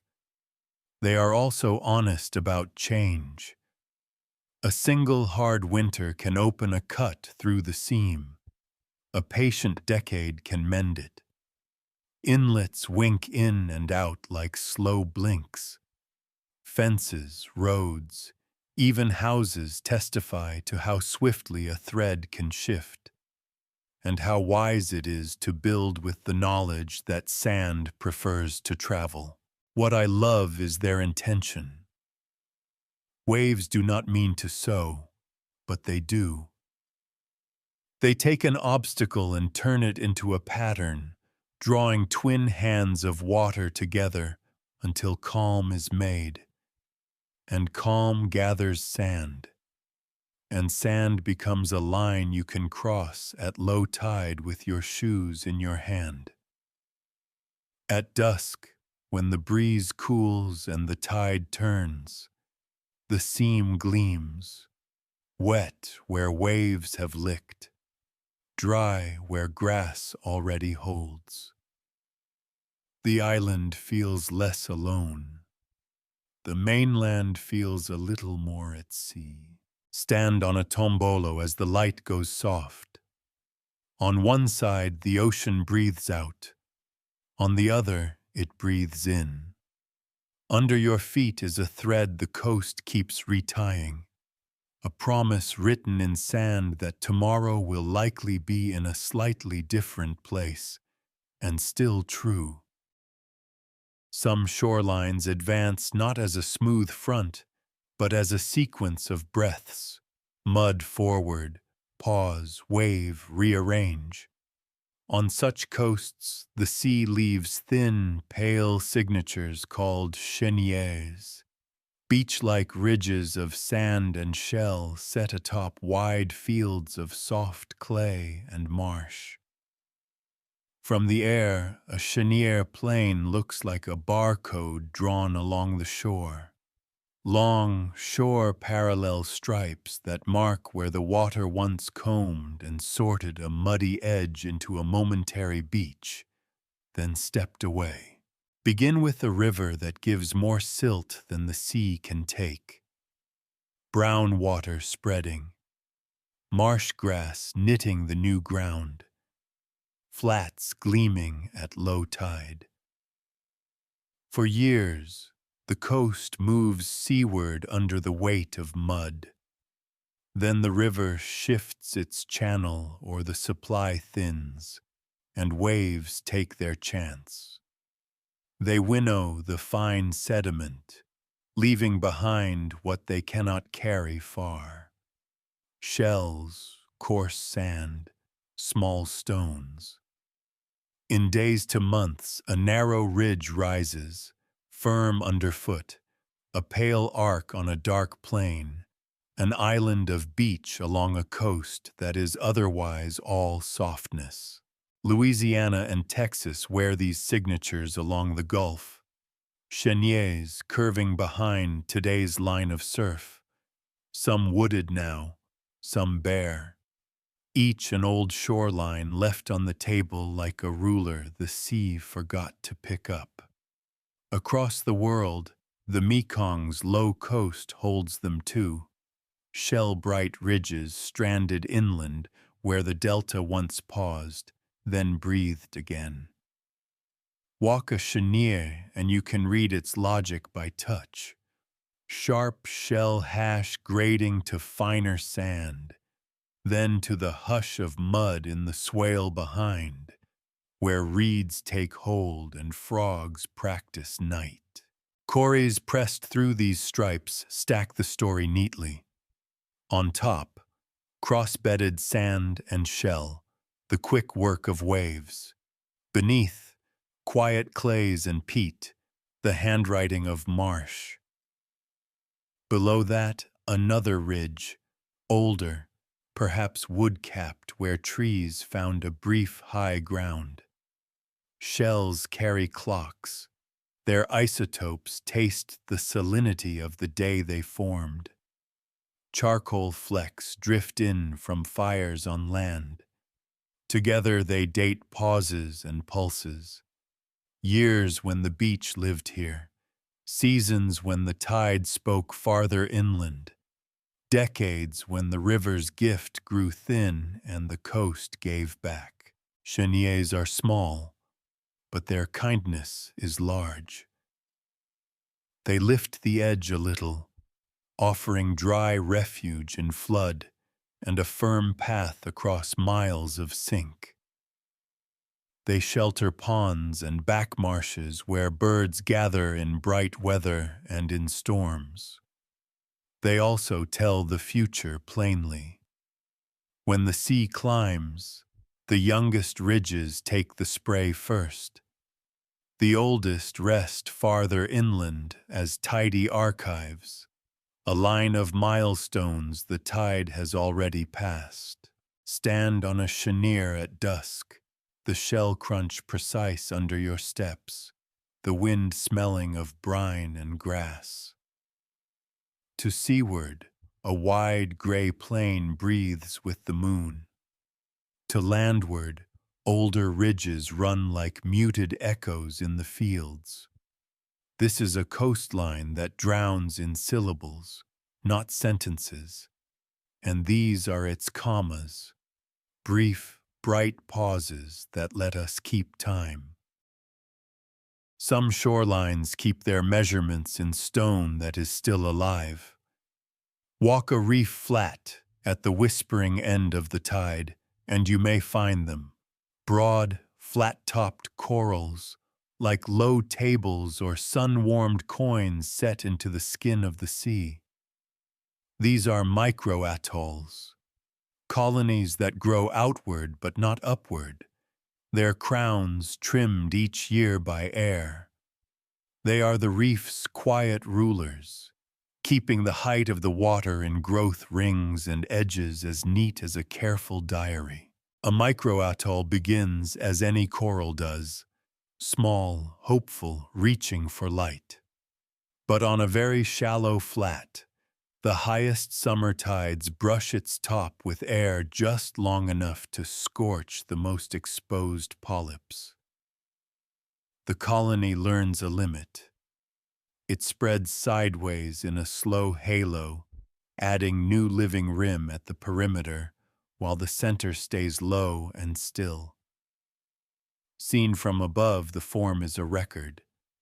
A pale disk, a darker ring, a scalloped edge that matches the highest reach of the sea. The coral keeps time with growth. The tide keeps time with absence.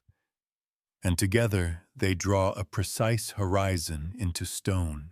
Lean close and the details turn into years. Bands in the coral's skeleton count seasons the way tree rings do. Fast, warm growth in bright water. Tighter lines in cooler spells. In the rim's wavering height, you can read the sea's small moods. A decade when high tides came a little higher. A pause when they fell back. A year when storms shaved the edge and the colony healed, equal to the new limit. Where land is lifting or settling, the microatolls follow, rising or stepping down in delicate agreement, their flat tops everywhere trimmed to the level the sea allows. Lift a small core, taken gently, the colony unharmed, and the chemistry hums with information. Tiny changes in isotopes weigh warmth. Trace elements keep the taste of old water. Date a piece from near the rim, and you fix a summer's highest breath in a specific year. Map many colonies across a flat, and you sketch a contour of remembered tides, a living topographic line that says, "Here is how high the ocean has been for as long as these animals have kept watch." Even drowning has a kind of grace here. If the sea rises faster than corals can build, the flat tops slide into depth and start to curve upward again, freed from the burn of air. Catch-up mode, a hopeful reach toward light. If waters fall or the land springs back, the crowns dry too long and die, leaving stone rosettes that mark an older level like fossil clocks set carefully on the reef. In both cases, the story stays legible, a rim that tracks the breath of the sea, a disk that keeps the shape of time. Stand ankle-deep on a reef at evening. The water is warm as a held cup. The microatolls lie around you like quiet instruments, tuning themselves to the tide. Small fish graze along the rims. The light lowers and the coral's polyps open like stars. In this hush, measurement feels like devotion. Year after year, ring after ring, the shoreline is kept not only in mud and sand, but in the living patience of stone. If you could lower the oceans like a lantern's wick, the continents would exhale their drowned rooms. Plains braided with old rivers, shelves lined with the hems of ancient beaches, forests still holding roots in dark tea-colored peat. Doggerland would wake under gulls. Sundaland would breathe monsoon again. The Gulf Oasis would green at dawn. Beringia's wind would comb the steppe and carry voices far. The Aegean would gather its islands back into a single, sunlit country. And then, as you turn the water up, those rooms would soften back into blue, kept, not lost. All along these edges, drowning has never been a single act. It is a translation. Ryas remember valleys. Fjords remember ice. Barriers walk to survive. Atolls grow to meet the light. Caves turn thresholds into blue doors that preserve soot and handprints. Cities sink gently into silt and wake as floor plans in green light. On the shelf, a museum of mud stacks, pages so thin you can read a storm in one line. The Wadden breathes twice a day. Deltas negotiate with every flood. Submerged forests keep counting rings. Stone holds the sea's height in notches and terraces. Canyons carry yesterday's rivers into today's deep.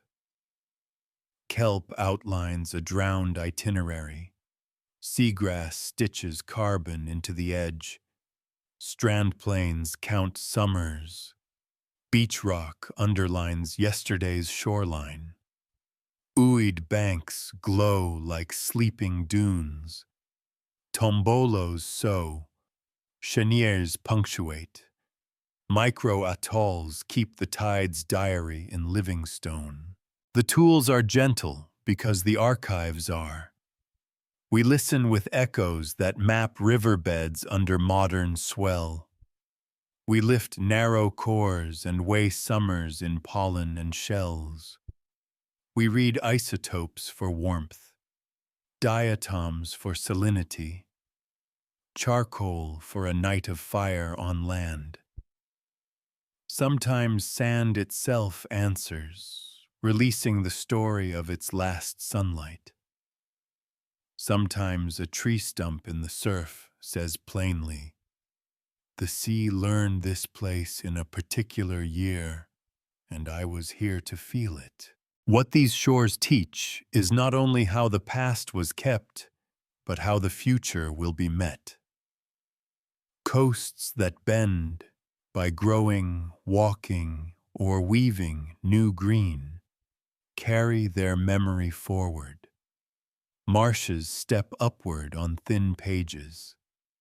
Reefs, when the water is kind enough, keep up with light.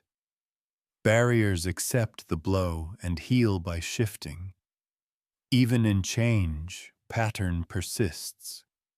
Even in loss, something legible remains. Tonight, let that pattern steady your breathing. The world's map has never been still, yet meaning endures in quiet layers, in rings and ridges. In grooves the sea writes and keeps. Somewhere beyond the break, a new page is settling. A thin sheet of silt over sand, a hush of shells, a breath of summer pollen drifting down. Somewhere beneath your feet, another page is being read. Close your eyes to the dark line of the tide. The ocean is not a thief in this story. It is a librarian with salt on its sleeves, returning each chapter to the shelf in order. What the sea keeps, it keeps carefully. What it gives back, it gives as light on water, as a shoreline that remembers, as sleep.